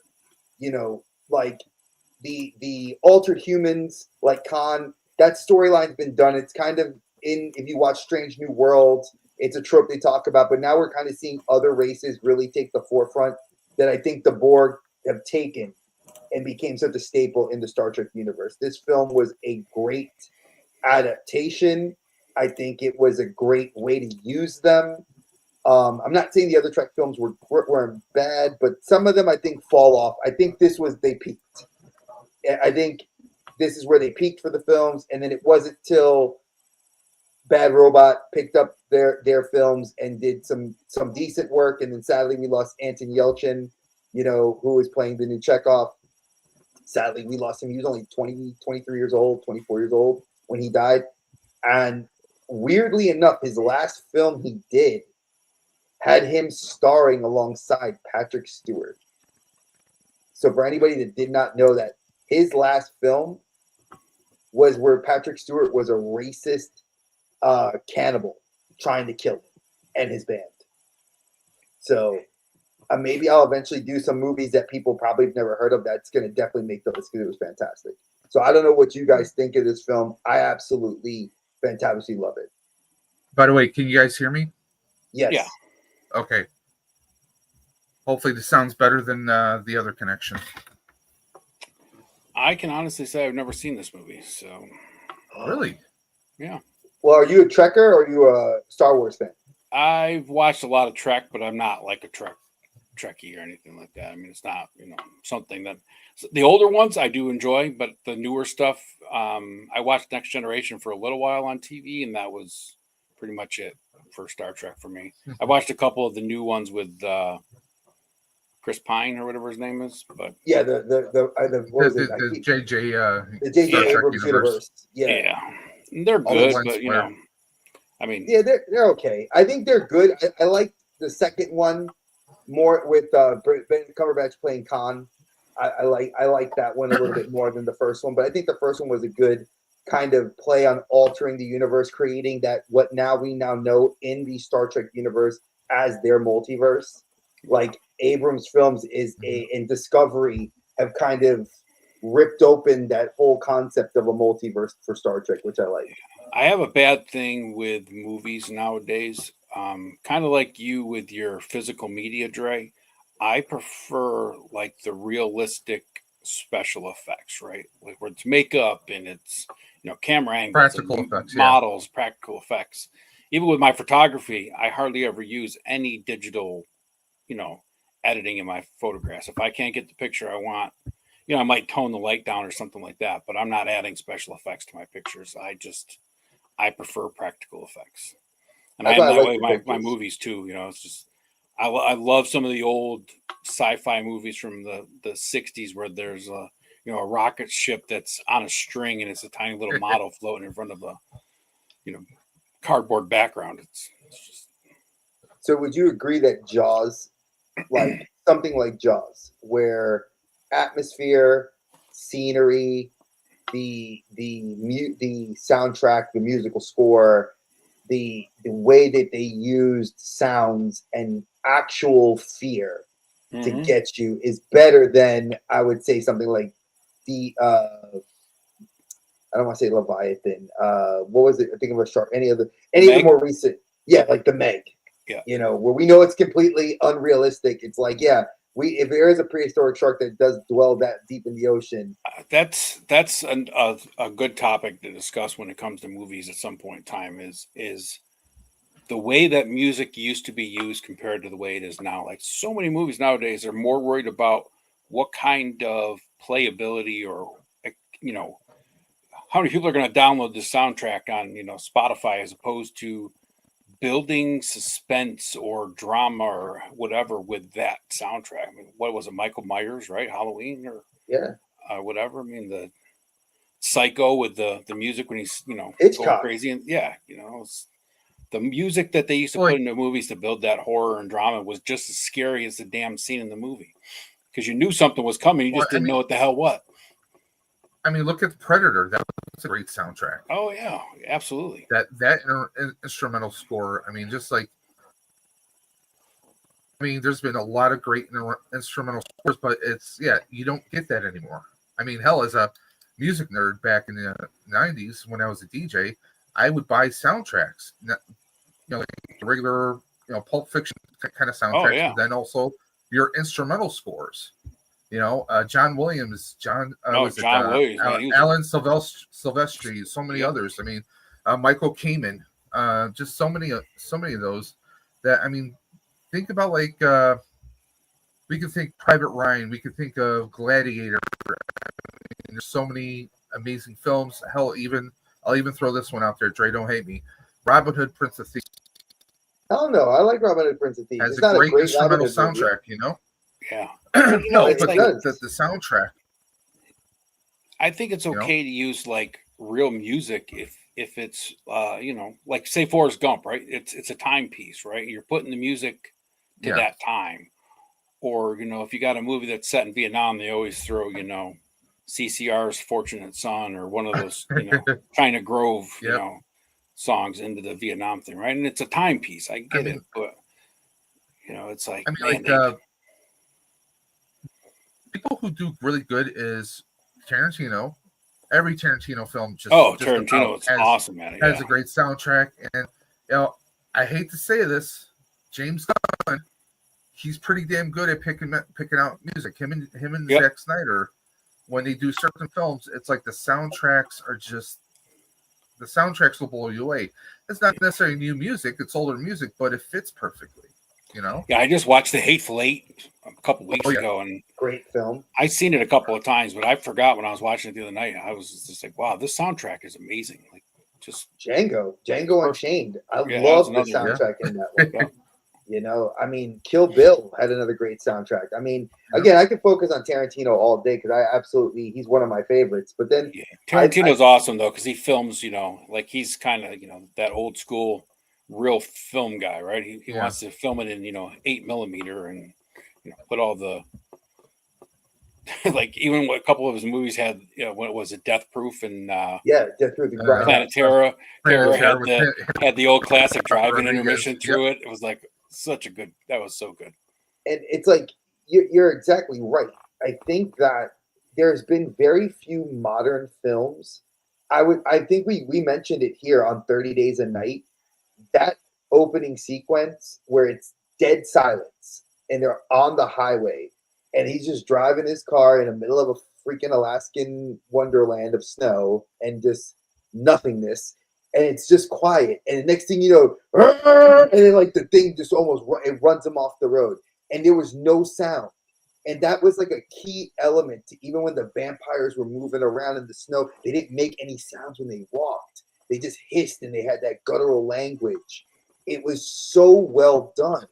It's like the birds or, God, there's so many films that I salivate when I watch them because it's just like, what happened to that?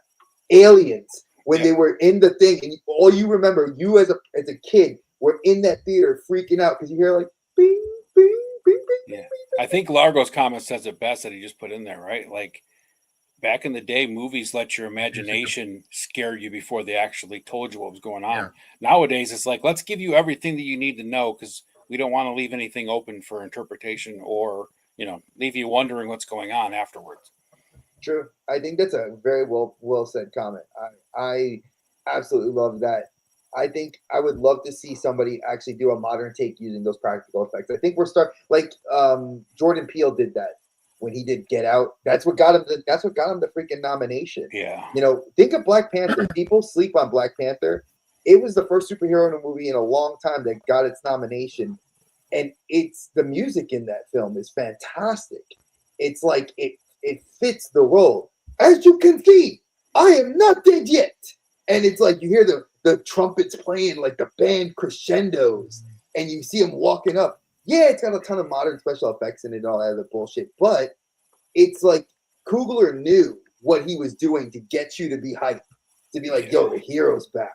Superman, classic Christopher Reeves. Batman. John Williams. Yep. Star Trek. Jordan Peele Star does Wars. some good stuff though, man. What was it? Nope. That was the Nope, alien one. That was a great movie. I mean, it was weird. I had to watch that movie like twice to really appreciate it because I didn't like it the first time I sat down and watched it. I was like, oh, this movie sucks. And then I was like, well, I'm not in a good mood today. I'm gonna say I put it down and I was like, I'll watch it like a few months from now. 6 months later, I sat and watched it again. And I understood what was going on the hilarious. first time, but it definitely, like the second time you watch that movie, you see things that you kind of missed and didn't tie together between 2 points in the first time you watch it. So, and I think he does that purposefully. For sure, he's a genius when it comes to. He did that in the Get Out movie too. Yeah, he did that in Get Out, and I think he did that in that new movie Monkey that he did, or the one with the guy that was it was like kind of like a dark Bollywood comedy action. He did that there too. Like he has this very good eye, and I know he said that he likes Hitchcock, so he does a lot of a lot of use of lighting and effects. So again, it's very rare you see any of the modern people. Like when Tarantino makes that last film, he's gonna win. Everybody knows he's gonna make an Oscar for it because it's gonna be a fucking masterpiece. So one thing I like is think of haunted houses. Right? They don't have a ton of special effects, but they keep things dark. They kind of keep certain narratives going. They know when to kind of like, okay, we need a jump scare here, or we need something to just come. They get creative. Yeah, you got flashing lights and smoke and stuff, and you don't know if anything's coming out. And the next thing you know, it's you just get a couple. You sequence of elements, or certain. Just certain effects. It could be a puff of smoke. It could be someone jumping up, scaring you. It could just be a very grotesque scene, and that could just get into someone's head. later on you have someone who maybe was part of that scene. You know, just kind of setting that. And what I like is I like not necessarily where it's a big open scope, but when it's narrowed. Think of movies like Saw, right? You know, room by room, you kind of discover things. You know, things are kind of enclosed. I mean, think of hell. Throughout Die Hard, John McClane is in the upper floors of that building. He really can't go beyond that point for the most part. Yeah. I mean, some of the best. You don't have to have a grand scale. You can have a small scale. You can have something that's a little bit more confined. You know, Star Trek. That whole First movie Contact, took place for the most part, basically in that tower, right? Basically tower, on, right? on the ship, and then you had a bunch of the crew on the planet. You had like that small little town, and then you had up on the Enterprise. I mean, First Contact is kind of, I don't want to say it's a Die Hard type movie, but it kind of is in some ways. And this made Patrick Stewart look like an action hero, actually, because he's climbing through the Jeffries tubes. He's got his Type 3 phaser pistol in his hand. He's going against the Borg, and at one point, there is someone who is being held captive. I'm not giving spoilers, but he goes to try and save this person. And I mean, it's going against the odds, and it is a completely different kind of trek, but it's a very enjoyable trek. And they even have some old music in this film. There's a well, not necessarily the jukebox, but later on, Trey. When with Cochran, when Geordi and Riker, so if anyone hasn't seen it, but you're planning to see it, it's a fun movie. It's canon. Yes, it is canon.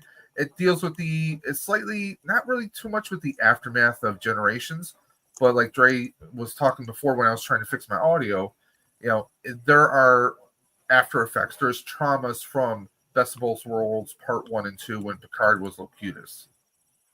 And it hits on a lot of levels. Brent Spiner is great in this as Data. I think this is probably one of his better performances. Well, his emotions didn't fuse yet, right? Or did it? It was fused. No, that was Generation. It was fused. In this one, he could actually turn it off. And there's a funny line that Patrick Stewart says as Picard. He says,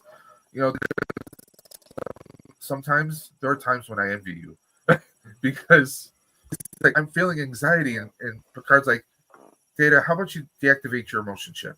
He said, okay, done. He's like, there are times I envy you, Data. Because of course he's scared of shit because you don't know what the hell's going on. This was the big boy. This was the standalone, no elements of the original Star Trek. This is the Star Trek Generation crew on their own, going against the odds, and it was a dark ass movie, but it was good. James Cromwell as Cochrane is amazing. He's good in here. It's not his best acting, but for the part he's playing, he did great for it. I think it was perfect. And he's no stranger to Star Trek. Appearing multiple times on Deep Space Nine, on Next Generation. He's played a couple characters on Next Generation episodes. And I mean, he's no stranger. iRobot with Will Smith. He's been in a lot of great stuff, and he's been kind of a dick in some sci-fi stuff. With whatchamacallit, damn it, Trey, the one I'm talking about with Clint Eastwood, James Garner, when they're senior citizens who are going out into space, Space Cowboys. He was in there. Yeah. Tommy Lee Jones is in there too. Yeah, but this is, if you don't have to be a Trekkie to enjoy this. You will have fun with this. Yeah, but I think that's the Enterprise. I'll be real with you. This is a film that it requires homework. I don't think you can, for Generations, you can watch without ever watching a Star Trek film because you're exposed to all the characters like it's brand new.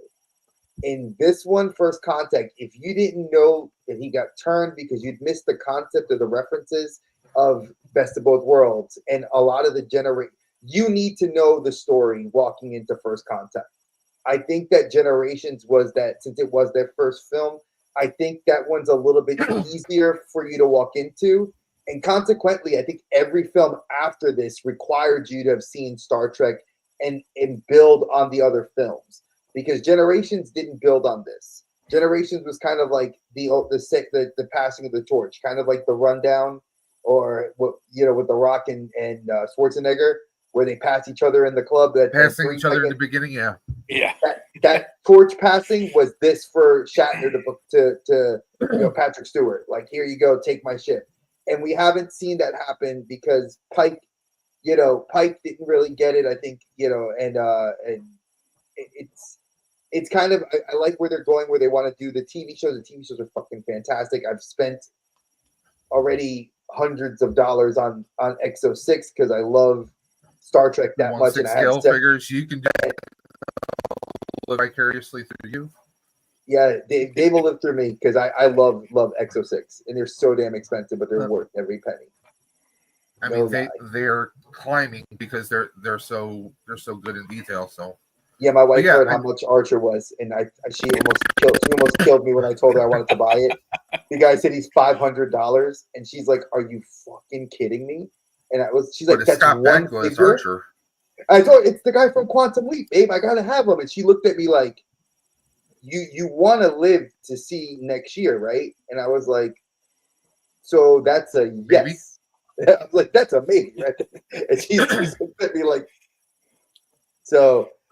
Again, folks, like I said, these are some great movies that can balance the line. Some of them are considered comedy, some are action, but really Star Trek is diehard sci-fi. So Predator's sci-fi, even though there's some comedy in it. But again, 3 great picks. Now let's get to our last genre, which I think is going to hit a lot of the crowd I think we cater to, versus the crowd of younger people that like my daughters and my son's friends that watch the show, and they're like, I don't get it. They have to do a lot of homework to understand our show. So let's go here, especially this movie, because I saw this growing up, and I love this pick. I've mentioned it before. Dave and I've talked about it. I got to hear what your take is on it. I don't really know what drew me to Krull, but I remember watching that when it came out on like HBO or Showtime, whatever it was back in the day. And I absolutely just fell in love with that movie. The whole thing, right? It's sci-fi, it's fantasy, it's everything you could possibly think of together. A love story. It's kind of like a darker version of The Princess Bride, almost, right? You got just this ragtag bunch of heroes, which is always a cool, concept in films. You got this crazy, unknown alien monster that, and of course, I absolutely fell in love with the Cyclops character. For whatever reason, the whole time I was growing up, I just loved the Cyclops figure. And I've always wanted someone to make Krull action figures, and no one ever has. You read my mind, Ed. Get out of my brain. Because I was just about to say, I don't remember there being merch for this. There never has been, but man, I would be all over that no matter what they charge for it. How many people, and for anybody that catches this on the replay, that are like fans around our age and our generation, would that be something you'd want to see? Like some of the modern companies, like maybe like, the Monster Force team or NECA. I could see NECA doing it. That'd be about the only person I can. Maybe Super 7, but I think I think NECA would kill it better. I think they would do it, but their price point's going to be, if they're keeping with the crappy product, like their QC. Okay.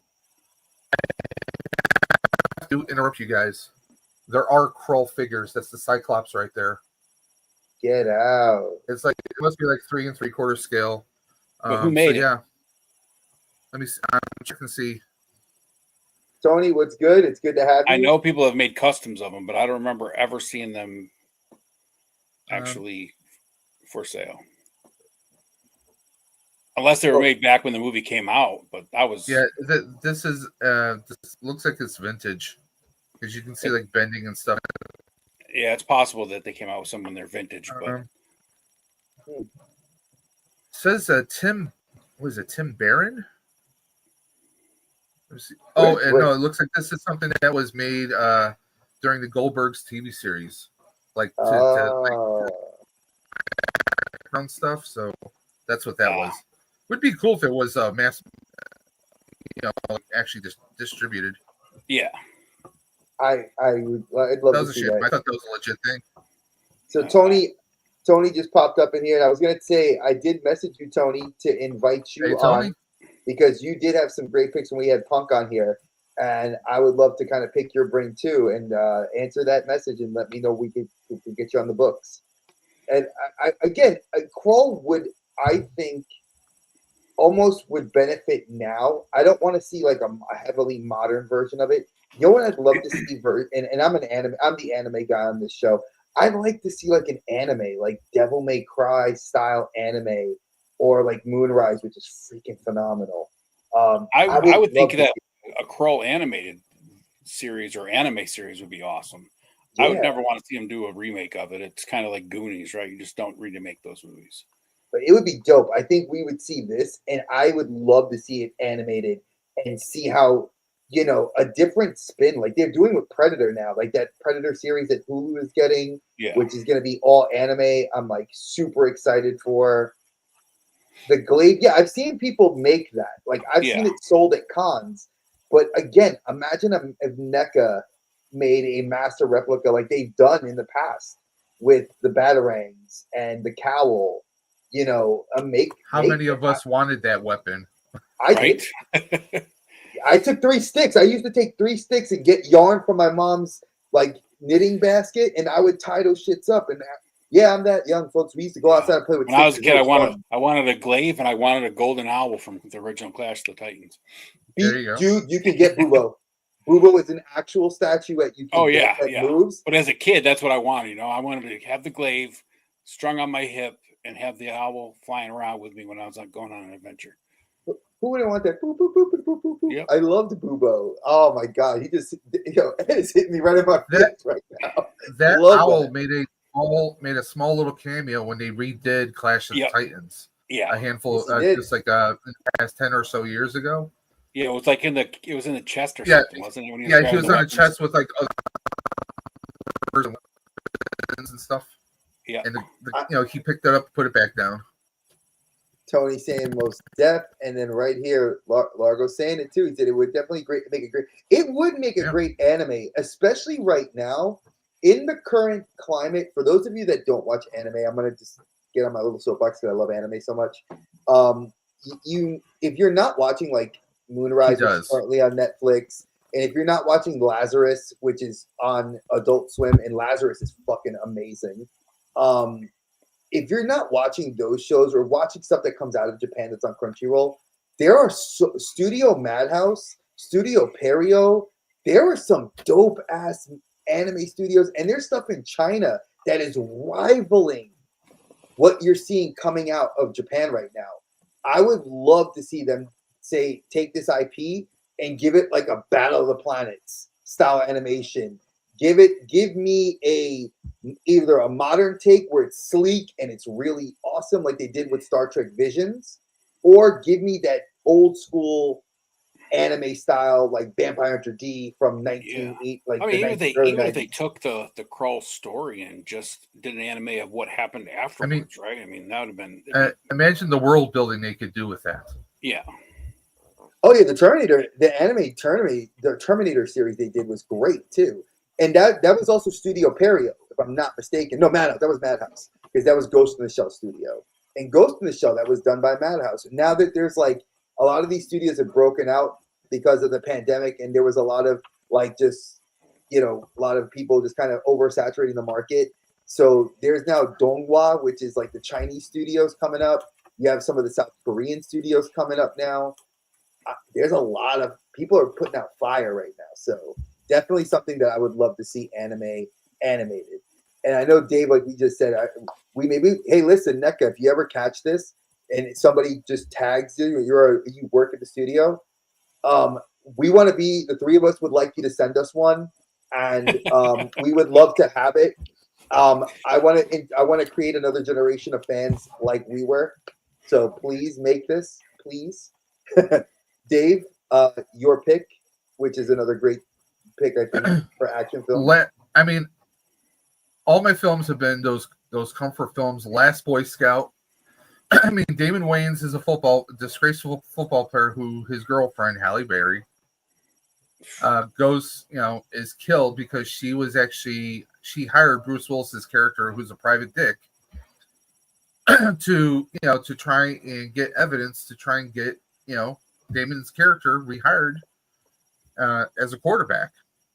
And it turns into this whole big conspiracy, and he comes off as being a bastard, but I mean, Bruce Willis is great when people hate him. Let's be honest. I mean, John McClane with the smart ass remarks. I mean, for those of us who are old enough, when he was on Moonlighting with Sybil Shepherd back in the 80s, the TV show, he was just making smart ass remarks left and right. Hudson Hawk. I mean, a lot of movies. Blind Date was a classic with Kim Basinger. Oh. Yeah. Yep. But this is just like, he's the last Boy Scout. He's a lot of people view him as even his daughter calls him an asshole repeatedly. Yeah. And, he's that guy that he might be an asshole. He might be doing scum work, but guess what? He always does the right thing. That's why he's the last Boy Scout. And of course, find out at one point in the movie that, Damon's character, Jimmy Dix, was like his favorite quarterback, his favorite football player.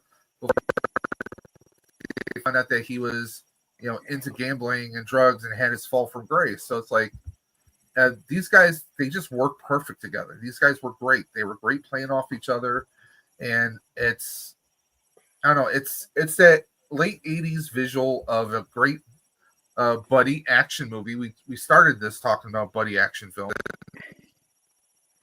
Now we're kind of ending it with buddy action films, and this is just, I can watch this over and over again. Yeah, I can watch The Last Boy Scout for me also has a personal meaning from my high school years. So this it hits on a lot of levels. You guys remember watching Monday Night Football? They had the really big catchy intro, right? They make something similar for the intro of this movie because it takes place with the LA Stallions, and it's just, I don't know. It's a movie I can watch over and over again, but it's a great action film. Since we're picking on genre, I wanna my take on this, because when Dave was actually thinking about this, he had a different pick. I have the pick written down. I forgot what it was, but Dave had a different pick, and I said, go with this one. And I didn't think about it then when Dave and I talked about it, but now it kind of sparked an idea that, since we've been talking about it, and I love you, Ed, for giving it, because you sparked it at the beginning of this whole thing. And almost 2 hours in, it's hit me what I see. This was kind of a very big thing to do in the 90s. You took, and people say I'm very weird for saying it like this, but when I'm a minority, I could say it like this. It was taking a minority, slotting them in with a famous white actor, and it worked. Sometimes it worked. White Men Can't Jump, fantastic movie. 48 hours. 48 Hours, fantastic movie. Gets a sequel. Then you get it with Chris Tucker and Charlie Sheen. Kind of flops. You get it with The Last Boy Scout. Modest hit. You get it with The Fan, with two, I would consider at this time currently, icons in the film. De Niro and Snipes. I think that it was playing off of a trope because, again, movies imitate what's happening in the world at the time. Now, obviously, we had the Rodney King riots. You had several things going on in the early 90s that I think played on this idea of let's do this with a lot of, and that's kind of the birth of the minority actor. And you got to remember, though, during when this movie came out, Bruce Willis was, of course, riding high from Die Hard. So, I mean, he basically, and what was the movie where he was the guy on the boat? How was that called? Oh, shit. Where he was the Pittsburgh boat police guy. Striking Distance. Yeah. And then Wayans was trying to get out of just that. I'm just a comedian, actor that can do nothing but comedy, because this was more of a dramatic role for him. So on top of what you're saying, Dre, it's like, what a perfect time for them two to come together and do an action movie. And of course, like every other Bruce Willis action movie, right? There's always the comedy that's delivered, the right way for that type of movie. And Wayans pulled it off perfectly. And those two played off each other amazingly. I mean, it was just, who would ever thought those two would have such chemistry on film anyway? And you're right, because I think even Robin Williams and Marlon Wayans, when they got to do the film When Dreams May Come, Marlon Wayans did another film that he is fantastic in, and I posted it in all the groups I'm in, and I look forward to Marlon's new movie Him. That's going to be that dark kind of football film, which I think out of all the Wayans brothers and sisters in the family, Keenan was great. I'm Gonna Get You Sucker. Love that movie. Absolutely hilarious film. That I think that, like you said, this was the step away from Blank Man. This was that step away from all his really funny stuff. Mo Money. And Mo Money was even a little bit more serious, because that's actually, from watching Club Shay Shay, it had a little bit action there. There's a funny story that during Club Shay Shay,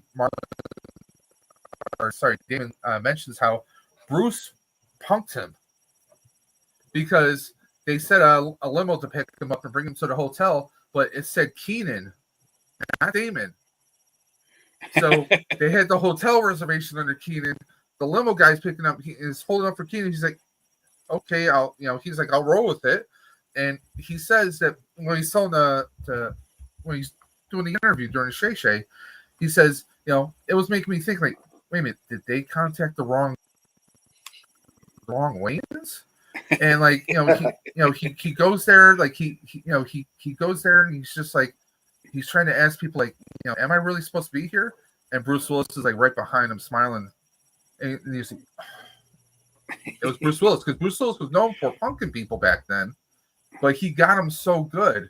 And I think that was a good icebreaker, considering, like, this is your first like action film, buddy. So, kind of welcome to the party, pal. Yeah. And they actually, that was a good play on that too in the movie, because, Bruce was telling him how he's got to come up with the catchy phrases. A catchphrase. Surf's up, asshole. Hey, surf's up, pal. Yeah, man. I love the line at the end of the movie. And he's like, you got to be no Satan Claus. Gotta make sure the water's wet, the sky is blue, no Satan Claus, he's coming for you. Yep. And just, I really would have, after seeing this movie, I really wish they could have done more, because it would have been great to see, actually them as partners, not just partners of circumstance, but actually teaching them the ways. And I think it could have been a decent series. Yeah. But like, hell, even his brother Keenan tried doing some action films with Most Wanted. Yep. Where he was what was he, a soldier? And he was on the run with the government's after him and everything. I mean, it seems like almost each of the Wayans have done kind of like a serious role. I mean, Marlon's done a few things. Sean, not so much. Sean's just done the scary movies pretty much. No, Sean, yeah, and Reese what he's doing with Him, I think that film's going to be, as if it stays the kind of the path I'm thinking it's going, and what I've read about that film, I'm looking forward to it. But and by the way, I love what Beast picked for Bulletproof. Bulletproof's another good one. I didn't even think about that. With Damon, with the comedy guy of Adam Sandler. So Damon was kind of the straight guy, and he's, of course, they do a lot of great comedies. He's like when they get pulled over, he's like, where are you going, Disneyland? He's got Adam Sandler acting like he's a little bit not too quick. But, I mean, again, it's a movie where you get people who just shine, Very well said. I liked it, Omari. Good pick. Now, my pick is one that I told Dave, a lot of you guys, that some of you that watch the show that know me personally would say, I can see Dre loving this film. I absolutely love this movie.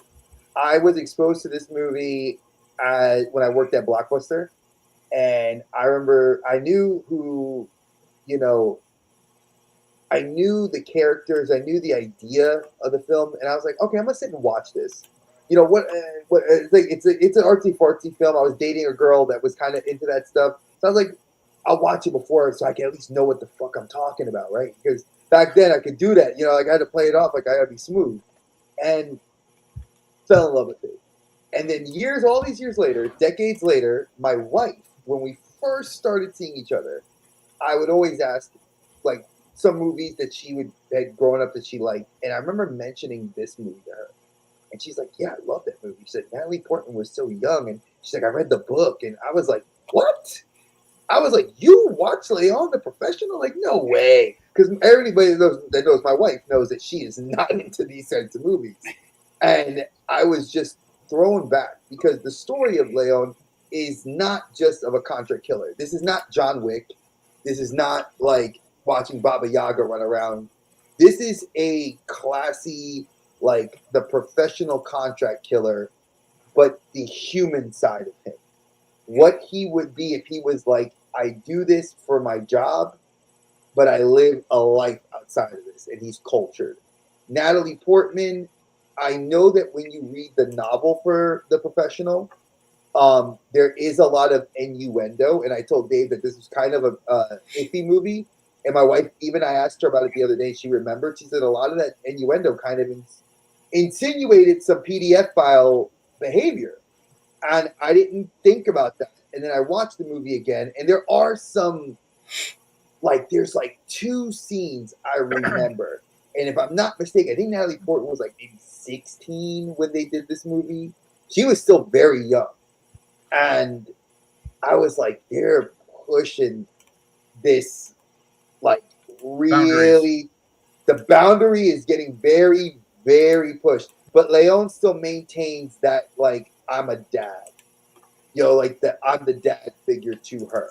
And it's, I mean, a lot of people that don't know the La Femme Nikita kind of came from this. It spawned a lot 12. of. She was 12. Oh shit. She was 12. 16. Yeah. Oh my god. You know. Yes, sir. And it is this, exactly like Largo said. It is by far the best. And that's the weird thing. Like, if you know Jean Reno, like, he is not that type. Like, I don't know him personally. I know he's a weird actor, and he's not like Vincent Cassel. Like, Vincent Cassel, if you told me that he was doing that to her, like sexualizing her, I'd say, oh, 100%. Like, he's just that weirdo. He looks like that. But Jean Reno kind of has that classy French, like, he got that suave to him. And that's what makes him unsuspecting when you think of him as a hitman. Because the way he dresses, the way he carries himself, you know. But I've heard that was one of the things that I also heard too, that she felt very kind of sexualized. But look at Millie Bobby Brown. I mean, Millie Bobby, as beautiful as she is now at 22 years of age, people were sexualizing her at 14. My daughter is a beautiful girl at 16.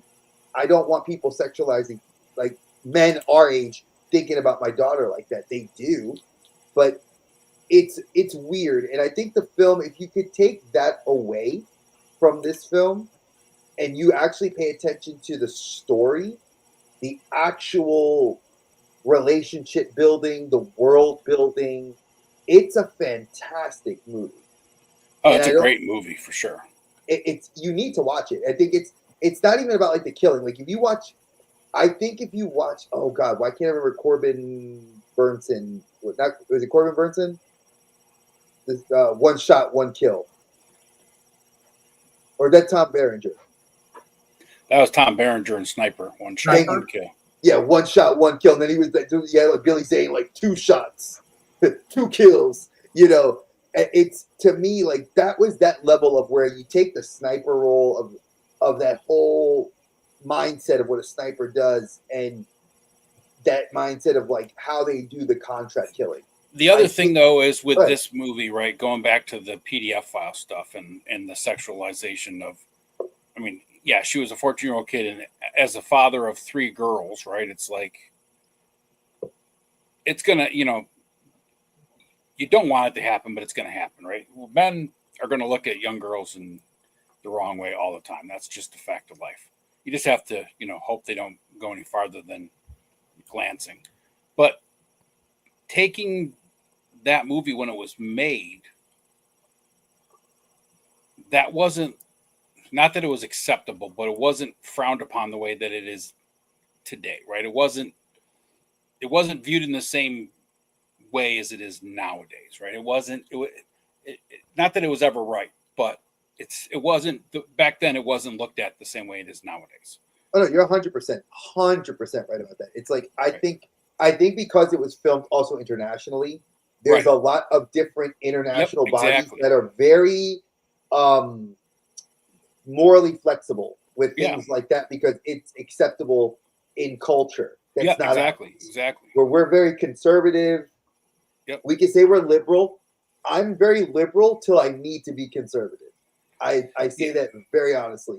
And as a girl dad, my son, I love him to death, but he's my son. He's a grown man now. He's I think he's grown. He's 20, but he's still, This is the way I see it, Dre. With daughters, with a son, you only have one wiener to worry about. With a daughter, you have all the wieners to worry about. Thank you. 100%. I'm glad I'm a cat dad. I'm so glad I'm a cat dad. I love you, Dave. Ed hit it right there. And it's like, boom. I agree with him 100%. Yeah. And wait, Leon deserved a prequel. Yeah, I think that I would love to see a prequel film done too. Maybe now would be a different time. I mean, like, there's a lot of good young actors that you could bring in, but with also the current level of sequelitis that Hollywood suffers from now, and that we're getting very few new. We're getting more. I don't want to say sequelitis. We're getting spinoffs. We're in the spinoff era of our relationship. Yeah. Like, I was considered V for Vendetta, the sequel to Leon. Yeah, 100. You know what?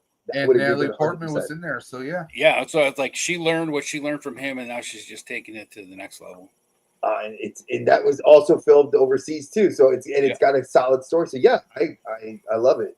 But I think look at the movie The Ballerina. It takes place in the universe. It even says the subtext to that film, Ballerina, in the universe of John Wick. Yep. The Continental in the universe of John Wick. So we've already established, much like the MCU and the DCEU, they've already started building these elaborate story universes where everything's done in a universe nowadays. Exactly. The Kaiju Monsterverse. Yeah. Which I absolutely, thank you, Jesus. I love that stuff. I think that that's fantastic. Well, look at Predator and Alien, right? That's the universe together now. I mean, it's and that kind of I think Blade Runner is what kind of linked those movies together because of what was it, Wayland and Yuan Ti. Yeah. Because the fact that that's the one business that links all three of those universes to the one, and I love it. I absolutely love that. And yeah, she was a kid. She was a kid in the movie. Yeah, and Leon was gritty. I think, and no offense to Jean Reno, he's a serious actor. I've seen him in. I don't know if anybody saw the movie Ronin, which was great film with Robert De Niro, kind of based on the Seven Samurai. Yep. Great film. I remember a lot of people hated it because they felt it was a weird, why are you doing something? Kurosawa's Kurosawa. Fuck you if you don't think Kurosawa's good. Kurosawa's films are fantastic. They influence Star Wars. It influences every piece of cinema we've watched that had a take on it. The Magnificent Seven, the Seven Samurai. Well, just look at he's a good actor, right? Renee is, because he was, speaking of going back to the beginning of the show, he was in the Pink Panther with Steve Martin and was, that French comedic, personality, right? And he nailed that spot on, right? He was in the first Mission Impossible movie. Couples Retreat. Yep. Couples Retreat. Yep. He's hilarious in Couples Retreat. I love his comedic side to him. And then you look at the more serious roles like Leon, and then he did the Penguin, where he plays the Argentinian gentleman that befriends that penguin. I mean, I think the actor is very good at what he does when he's given the role. He immerses himself very Yeah, much he's like, definitely one of those method actors, like Christian Bale, right? He completely absorbs himself into whatever role it is that he's playing. So 100%. So I wanted to, I love that we kind of picked these movies apart, but I'm going to throw this out to the chat. I'm going to throw this to Dave and to Ed as well. When you guys think of these films, whatever the genre, like action, when you sit and watch it, could you sit and watch? We say we could sit and watch any of these films. I think with this one in particular, The Professional, that's one I have to pay a little bit more attention to. I can't just leave it in the background because there are a lot of key scenes that draw you in because of again, what we said before, practicality, no special effects. It's that music. Like there's a lot of scenes where the music dictates kind of their temperament and tempo and where they're going and what they're doing. it's like you said, though, this is more on that artsy line of films, right? Most of these other films that we talked about tonight, yeah, those are films you could watch halfway through, go numb in your mind for the hour, 2 hours, whatever it is, and just not worry about it. The Professional is not that movie. You can get lost in it, but you got to pay attention to what's going on. Oh yeah, or you will be lost because then you miss out. I do recommend for anybody that has not seen this film, give it a watch. Read the books. I think Omari, you say it best. It's popcorn flicks. A lot of these movies are popcorn movies. Crawl definitely is a popcorn movie. Oh yeah. Last Boy Scout, popcorn movie.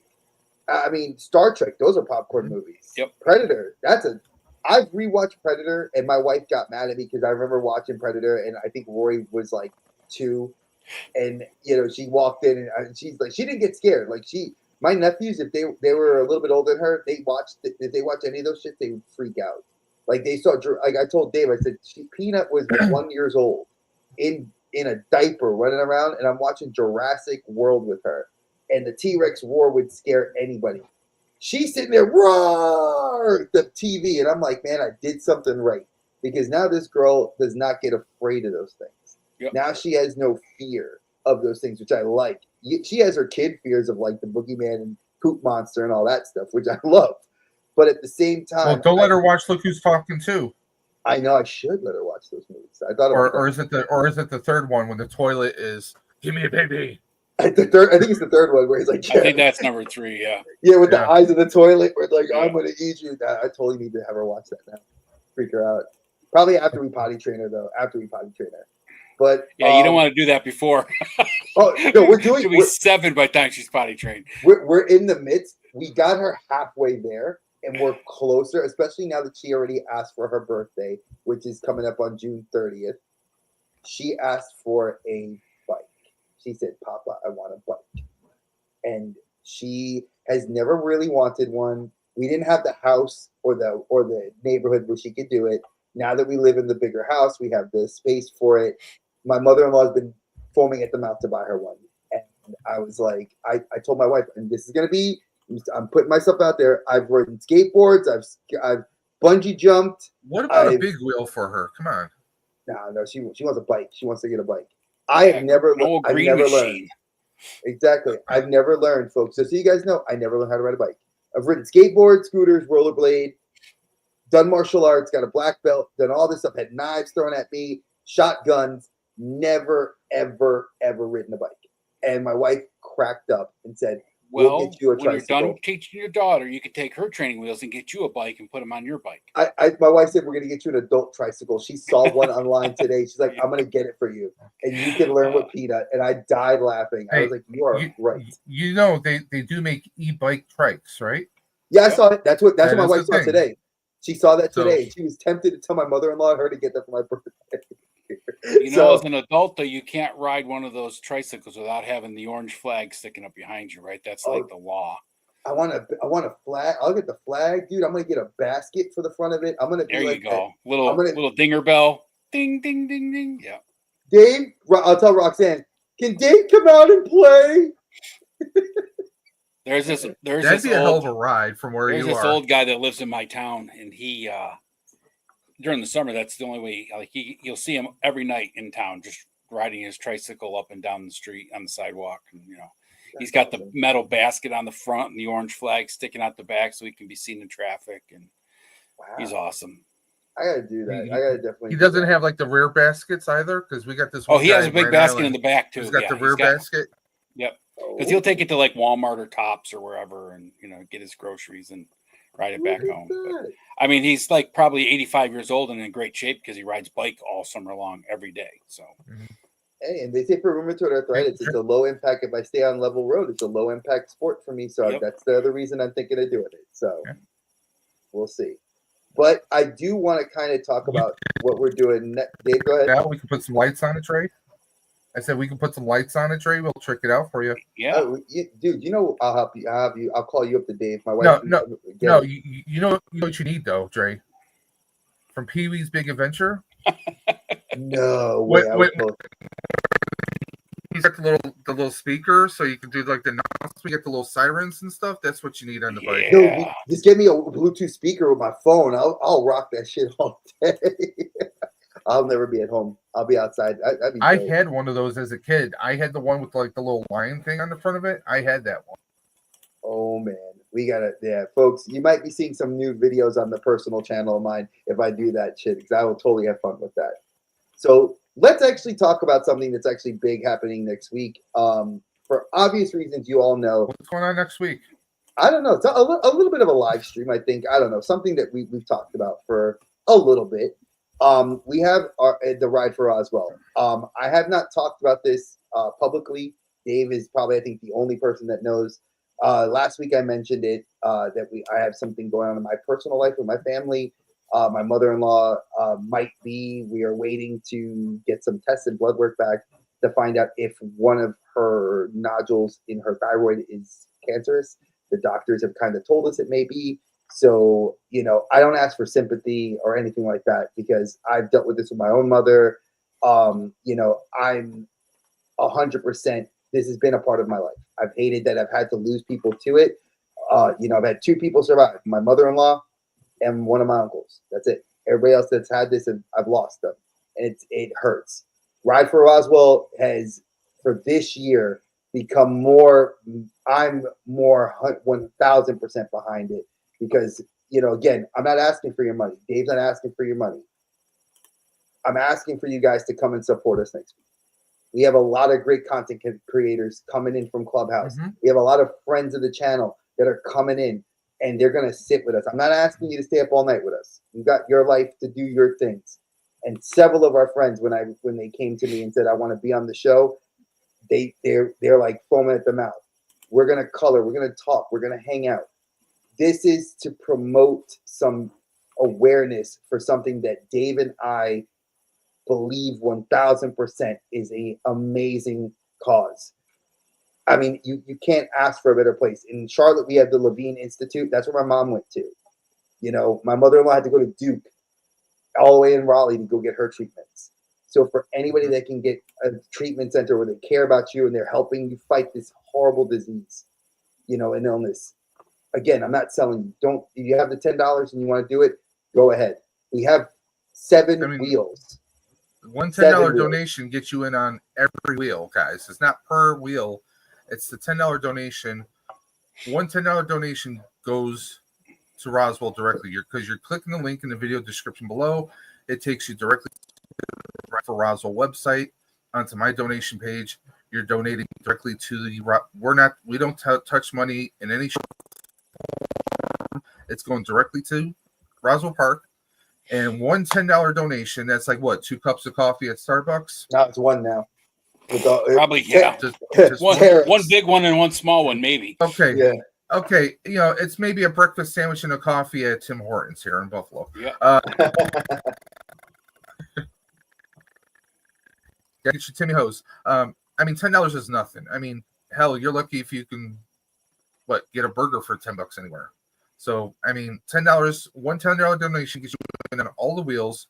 We have a lot of stuff that we're giving out. Like Dre said, we have about 7 wheels, including a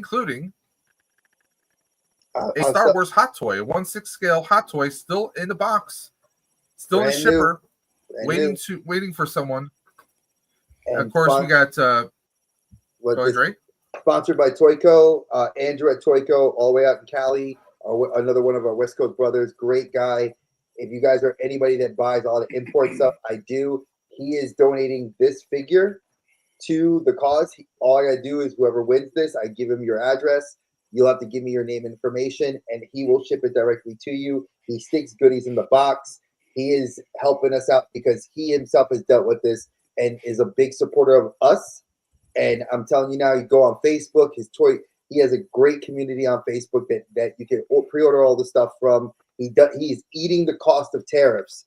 I'm saying this because not many places are doing that and are losing their business. He is eating tariffs as much as he can for any pre-orders that you've already got coming in.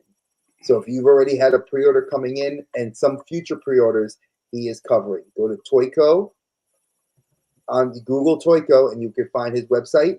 You go on Facebook, if you follow me or Dave on Facebook, I'm in that group. He is very welcoming. It's a very good toy group, and he gets you the best deals. And I'm not kidding you that. It's like, I'm telling you, go there. I'm very good friends with him. I've been doing business with him for 3 years.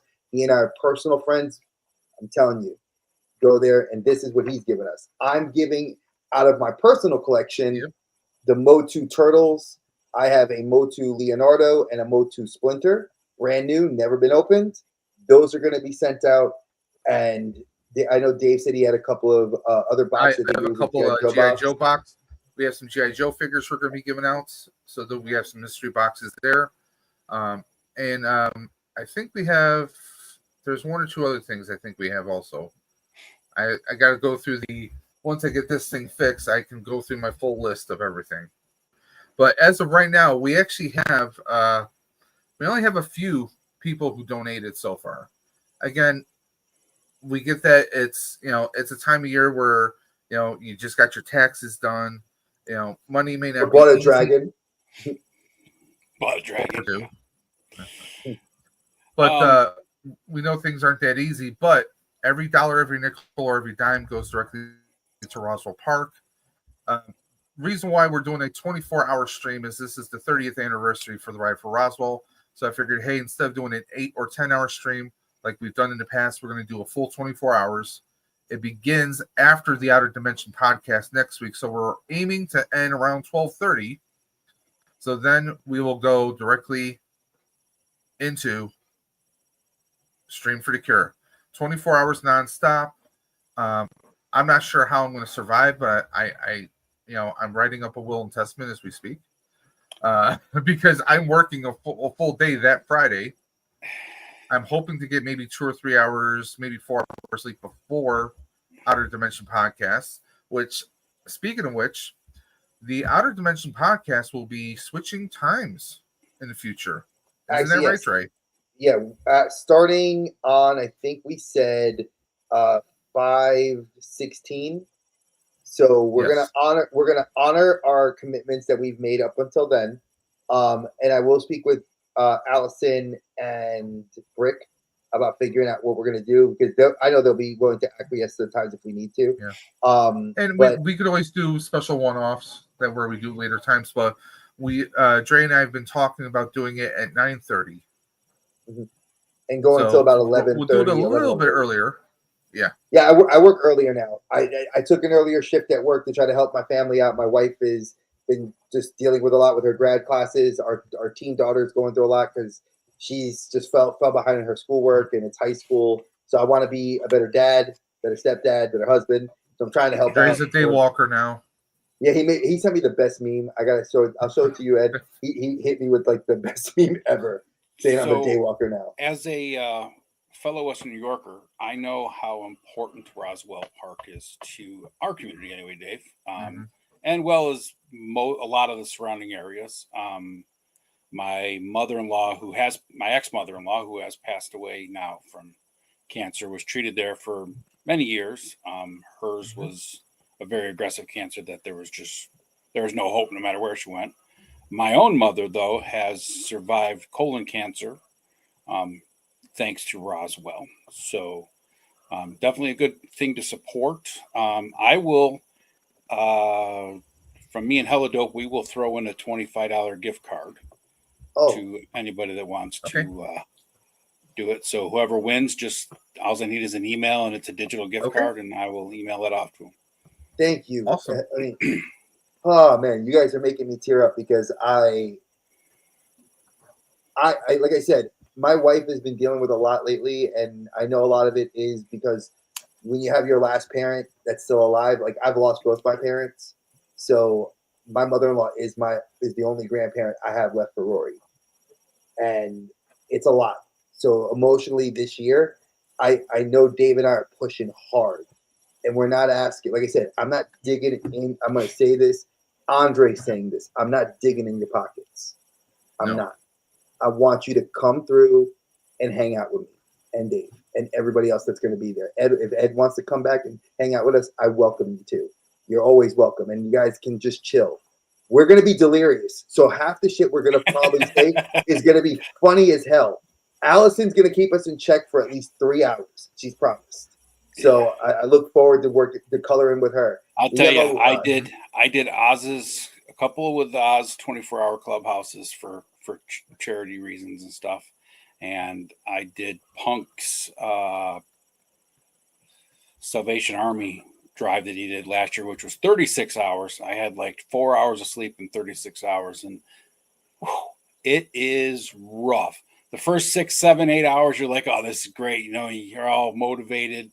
You get to about 3, 4 o'clock in the morning, and you're just like, oh my God, why did I decide to do this? And then you get to the next day, and you're like, I'm going to go crash out for an hour, and that doesn't help, you know, because then your body's all just jacked up. You know, oh man, you guys, I wish you the best, and it's definitely, you know, you're making the sacrifice, so good on you guys. And I'll make you guys. I feel bad for Dave because Dave, you are working a full day. My job has given me access to volunteer time. We get 8 hours a year. I'm using 4 hours of that to take off of work a little bit early to prepare for the stream, get some pictures, get some advertising for the stuff done, and then I will be sleeping till about an hour before we're gonna get on. So I need as much rest as possible. So I'm gonna cheat a little bit to stay up a little bit longer. Look at him. He needs his beauty sleep, does he not? Yeah. Agreed. I only sleep like 4 to 5 hours a day anyway, so it really doesn't matter to me. But I used to. I can't anymore. See that's me. I can run on almost no sleep. I mean, I did that back in my high school days when I worked at a roller rink. Yeah. The problem is trying to be entertaining and staying in a chair for that long is where the struggle comes in. You know? I mean, it's a challenge to even be entertaining. I'm still hopefully one of these days I'll be entertaining, but you know. Oh, he has a standing desk. No, he's at a standing desk now. Oh, good. So during the stream, he'll be like, "Oh, I'm not. I'm at a fucking regular desk, folks." So be expecting to see me move around the room.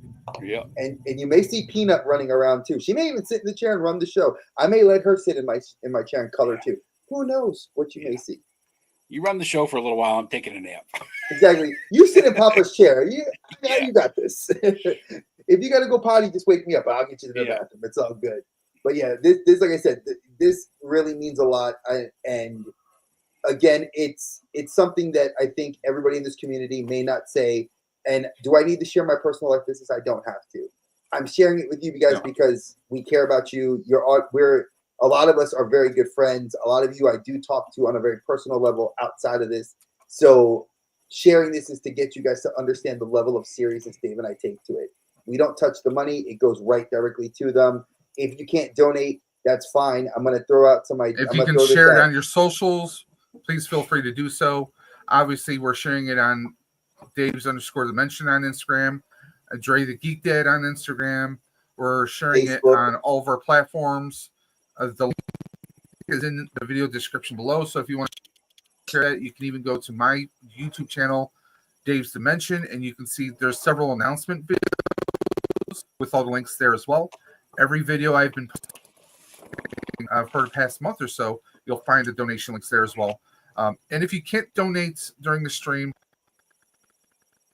donations they go through actually into the summer, so you can still donate well into the next couple months.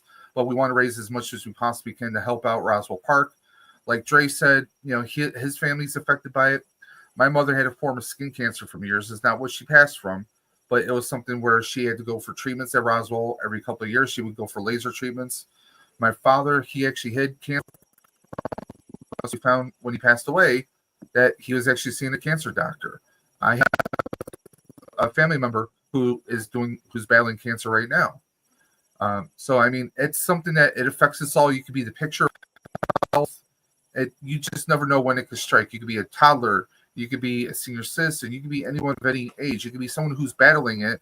It can come knocking at your door again. But Roswell makes sure. I mean, Roswell's working. So it's not a one-way ticket, and it's every year when they do the ride for Roswell, they ask everyone, to raise their hand. Anyone who's a cancer survivor. You think you might see maybe 5 or 10 people.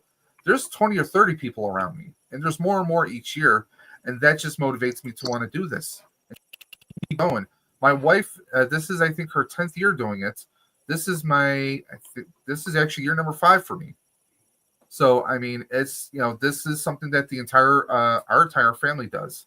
Well, me and my wife, that is. She has people in her family that cancer struck down, but that's why we do this. Like I say, every dollar, every nickel, every dime makes the world a difference. The family member I have who is battling cancer, she told me that when she goes there, it doesn't feel like you're going into an office. They make you feel comfortable. They make you feel welcome. And I think that's something that's very important.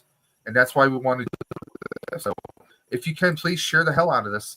We're going to be sharing this as much as we can for the next week. And hopefully you guys will join us. We are going to be doing an open stream, so anybody and everyone is welcome to hop on. You want to promote your channels, you want to come hang out, have a great time. That's what this is all about, guys. So it's going to be Stream for the Cure, open door policy. That's what I will say. Be respectful. I did ask a few people, and I had to actually pause on a few guests that I had thought about because I understand maybe you want to be helpful because you're a good person, but if your content is not something that this is the platform we're willing to give you, but let's try to keep it respectful. I mean, this is a serious thing, so I am, my family will be watching it. If you want to talk about, like, I'm going to be very blunt now, dick jokes and like, it's not going to fly. Take it somewhat serious. If you want to come on here and talk and be about that, that's great. But remember, try to be respectful. At the ultimate thing is the goal is to raise awareness. That's what I want people here for. We're going to talk movies. We'll probably, like I said, we'll crack jokes. But again, I want you to be mindful of what we're doing. It's the importance of the reason why we're here. We'll talk movies. We'll talk TV shows. We'll talk action figures. We won't be using the T word. Anyone who uses the T word, that's $5 in the kitty, right? Damn, I already dropped that. I said it already like twice. I'll be dropping 10 more in the during the stream, Dre. During the stream. Oh, during okay. the stream, okay. Maybe we should make it like an animated tip jar that if we say it, you have to throw it in there. Or anybody mentions it. If you use it, no, we'll make it $1. If you use the T word, you gotta donate $1 to Ride for Roswell. There you go. I like that. So before we always go, I always do like our guests to always, we like to have our guests say something that they're doing in the week to come. I'm gonna just be very honest before. I have nothing going on except Ride for Roswell. So I have paused all my projects to focus on this. So do not expect anything from me or Dave for probably the next maybe week or two. So because we're focusing on this. So Ed, I know you probably have a lot Speak going for yourself. on. I know you. I'm speaking for myself. What do you got going on? When I leave here, I'm going to go over and finish moderating Random Diorama's Late Night Craft and Chill. That goes on every Friday. So I moderate for him. And then Saturday, we'll be running the clubhouse at 10 o'clock tomorrow night. And, of course, Sundays, I'm usually hanging out with the Hella Dope guys, but there's no show Sunday because of WrestleMania. So that's a break. Monday, I'll be over on A Punk with Toys moderating for him. And then Tuesday, we have Random Diorama on our show at 9 p.m. Eastern, 9:05 actually. But me and Mr. Wonderful will be discussing dioramas and some building tips and ways to use them to make displays better and, all that fun stuff. And I'm on YouTube pretty much every night, whether I'm moderating or doing a live show. So nice. I gotta check that out. I've been wanting to kind of dabble in the diorama building. Dave's known this for quite a while. I've had an interest, so I definitely would. I tune in anyway to watch you guys. Shipping them out to you soon, Drake. Calm down. I'm excited. I'm excited, but that's building the diorama on a shelf. I've actually been wanting to build like a diorama using foam and like glue, and I'm not that crafty. That's why I don't really dabble too much. But I would love to see what you guys are going to talk about that sort of project doing and how to maybe get into it for someone like me. It's a novice.